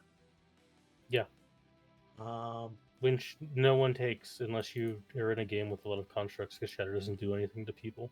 Or elemental spells because they do something different. You know, the cold one would just slow it, not do its normal effect. The fire one would heal it. You know, it's one of those fights that I'm like, this just sucks. Yeah. But it is what it is. I forgot I hate golems. I'm not gonna lie. They're just kind of the worst. The worst part is we do have an adamantine longsword. I can't use longswords. Yeah, that's a problem then. If you the only person in the party that could use the adamantine longsword was Lighting's character, who was not in the game anymore. Yeah, that's a problem then. So we're just gonna probably give it to the NPC that's gonna be coming around with us. Okay. Yeah. Because I mean, it's a +1 keen adamantine longsword. So that's like a pretty good weapon. Yeah, that's not bad. So we did that, and then we decided Make sure you we check should- the actual rules to make sure that it doesn't transform like the one we had and Tantus never told us. Nice. What? What'd I do? I did something? I can't In remember. in Crimson Queen, the like special sword we needed, it could turn into any other sword. Oh, But it was like just you're like, oh, it's a To be bastard fair, sword, so only one of we you can use also it. already have a sword that can do that. We gave it to the NPC. I'm not gonna Okay. lie. I think I just missed that under the swords. You description. did. Like it, We also learned. You would assume a halberd is a reach weapon, correct? Based on what a halberd is in real life. Yes. It's not a reach weapon in Pathfinder. Interesting. It has a 5-foot reach, and that's it. I thought that would have also been a polearm, on top of all the other polearms. That's Nope. weird. I mean, For some not, reason, it's just like to be fair, not every 5 foot. polearm has reach. Yeah. It's just a really For weird example, choice. like there's the short spear, which is a polearm, which doesn't have reach. Halberds are usually 8 foot long. Yeah, So, no, you'd I assume that one would be a reach weapon, odd. but I guess not. Then we went the other way, and we found a dude who tried to sell us some cursed magic items. So we beat the shit out of his barbed devil guard, and then Jay cast suffocation on him, and he died immediately. Man. Not gonna lie. There's definitely We've learned that our sorcerer is an evil person, basically. yeah. Yeah, I can see that. Yeah, it was just this weird fish guy who was like, I'm a nice person, buy my items, please. And apparently the book says as soon as it hits his turn, he's supposed to plane shift out of there. Mm-hmm. He didn't get to do that because he rolled like a 4. Yep. Yeah, Sorry, so that buddy. guy died. Now there's just a large-sized fishman corpse in this temple. It's the corpse over there. Don't worry about that. And then we're gonna go save Joe's character's weird goblin dad, who's tied up next to a large-sized devil. Okay. I don't want to know what's been going on in that room. So it's the freaky devil. Wonderful. Yeah, we're just more dungeon. Dungeon's that's probably really long. the Oops More Dungeon classic. Yeah, we were basically told because we all had concerns of like, oh, how's the rest of the adventure gonna go? This feels very final. Apparently, the next book is largely like liberating the rest of the country, and then book 6 is finding a way to stop the Throoms from just invading again. Okay. So Gotcha. there's logic there that makes sense. They just don't telegraph it very well. Yeah, that's not bad. Like, Because you would assume Brazilian is the final boss, but no, he's the book 4 boss. Yeah. But at least they have not terrible direction for the remaining books and stuff there too. Yeah. Okay. Cool. Wednesday. Yeah, Wednesday. Wednesday continued to be an interesting one, of course. The plan succeeded against all reason, basically. Here's what I'm gonna say. I don't think it was that terrible of a plan. It's like, of the places you could have been breaking into, it's probably the one that probably had the least amount of security anyway. And you did make an okay plan. I think we made a pretty good plan. The problem is we had Nox explain the plan. Yeah. It's just I thought about throwing some wrenches in there, but I was like, it's fine. You've rolled well enough, I mean, the biggest wrench should have been Nox getting beaten into the floor by a man. Yeah. But that guy took 30 stun damage. He did. We literally did, if I'm not mistaken, we probably did half his physical track as well. Yeah. I looked at the stats for fighting him and stuff like that, which you might have had to take care of or something like that, and I'm like, it was just a series of 4 really bad rolls and a bunch of really good rolls on your end, and you just got rid of him like that. The breaking in on him plan was not good. I'm gonna tell you that. I believe it. It's just that you got so lucky and managed to finish him off quickly and efficiently. Yeah. Yep. I mean, Shadowrun is players think they have a good plan. It's actually a bad plan, but it works out anyway. I feel like that's Shadowrun. That sounds like Shadowrun. I was to honestly me. surprised you didn't like try to like get some drugs to one of the prostitutes and like drug him or something. See, well, we considered that, and then Nox didn't mention it. So you Yeah, can see I mean, the problem with the plan. Yeah. To be fair, also, it's all like, we only had like a few hours, which is why it's like, okay, we can't just, and we knew we'd be harassed if we like left and came back. So, Not gonna lie, this area here, you probably could have found some illegal drugs that would have like helped knock him out. Probably or at that something. market. Yeah. mhm. It was more of a food market, but even if you don't find something directly at the market, you probably could have found someone there that was a little shady that might have known something or been able to supply you something. I mean, you made the mistake of introducing a goose, so... I will confirm or deny nothing about that goose. Should have just stick to the goose on him. It's too busy crafting in Joe's thing. I thought Joe was gonna, like, crash out.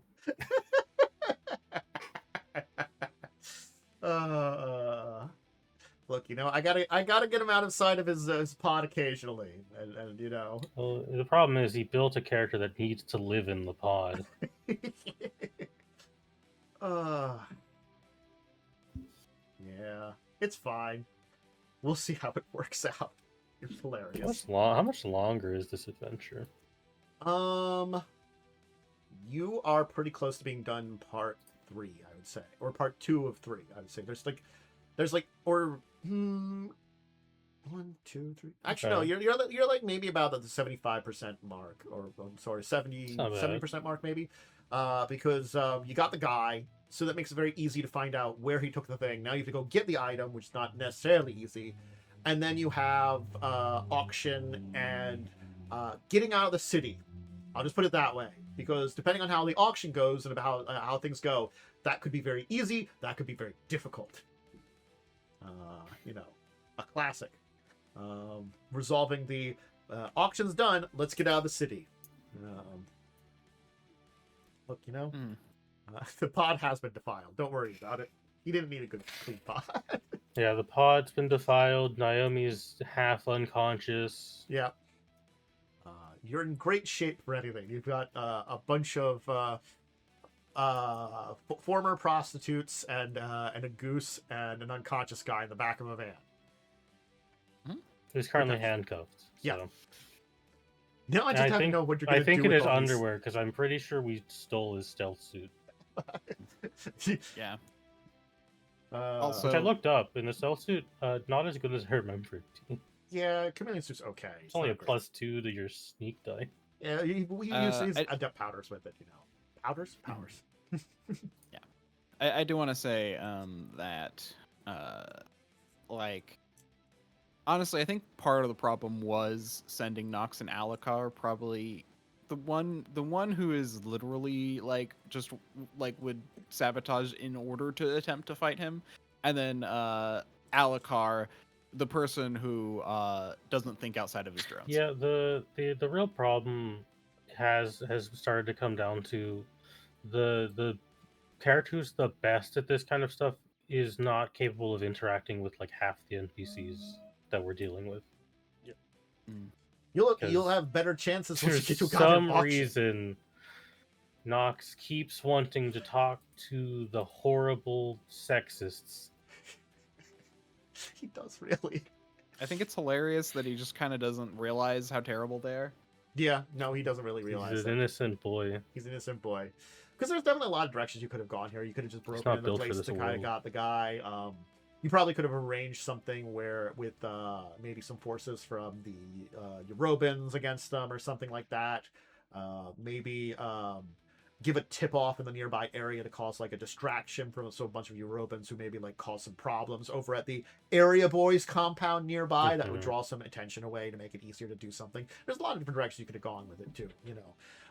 You could have also then like just maybe gotten information out of the prostitutes or something like that, you know, like bribed one of them to get information about where to find the guy, other than Wise, so maybe you track him back to his place, and grab him there or something like that. There's a lot of different directions you probably could have gone. Negotiating with the sexist people, it's a direction. It really kind of kneecaps my build a little bit. Yeah, because it's not like, but that's fine. It's not impossible for you to deal with them because you are a foreigner, but it probably would have been like, it's probably hefty penalties. Yeah, definitely some penalties. I'd say on a good day, at least a 2 dice pool penalty would have been like there, or -2 penalty. So unfortunate. Yeah. But outside this area, you're back to being able to talk to people as soon as you get to that auction, and probably anything beyond there. So, thumbs up. And we did a good deed by saving some prostitutes and then having 2 mind-controlled goons beat a man nearly to death, probably. You did. Yep. Those things are things that all happened. Anyway. Anybody do anything on Thursday or Friday of this week? No. Okay. Then we turn it over to Worm. Worm, did you have your normal game today? Yeah, I'm done. Nope. What am I doing? You went to outro instead of what your game was. Yep. Fine. So yeah, I had my game. Long day. My brain went to outro, and then I realized what I did. Yeah. So, I'm gonna be honest. The entire session was our loot identification, and then divvying up that loot. Because you have to go through and identify all the magic items to find out if they're cursed or not, and yeah. Well, not if they're cursed or not, just what they do. Makes sense. And then divvy it all up. Yeah. And I got. I will say though, I finally identified the flying broom I got a while back. Okay. Like it identified it as a flying broom, but I didn't know the command word. So I finally identified the command word. It was soar.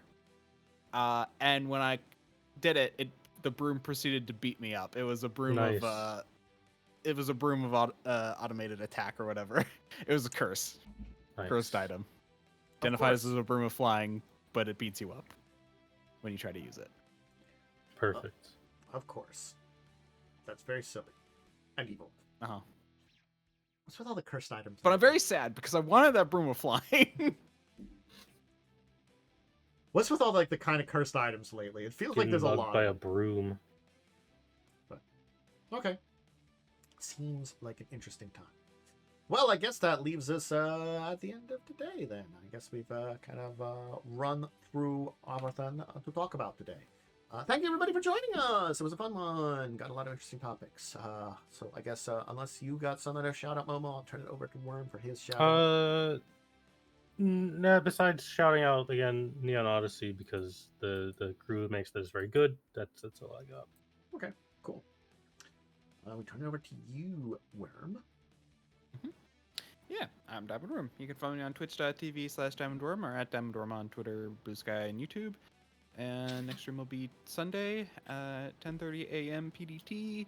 I will be... Gosh, what am I going to do tomorrow?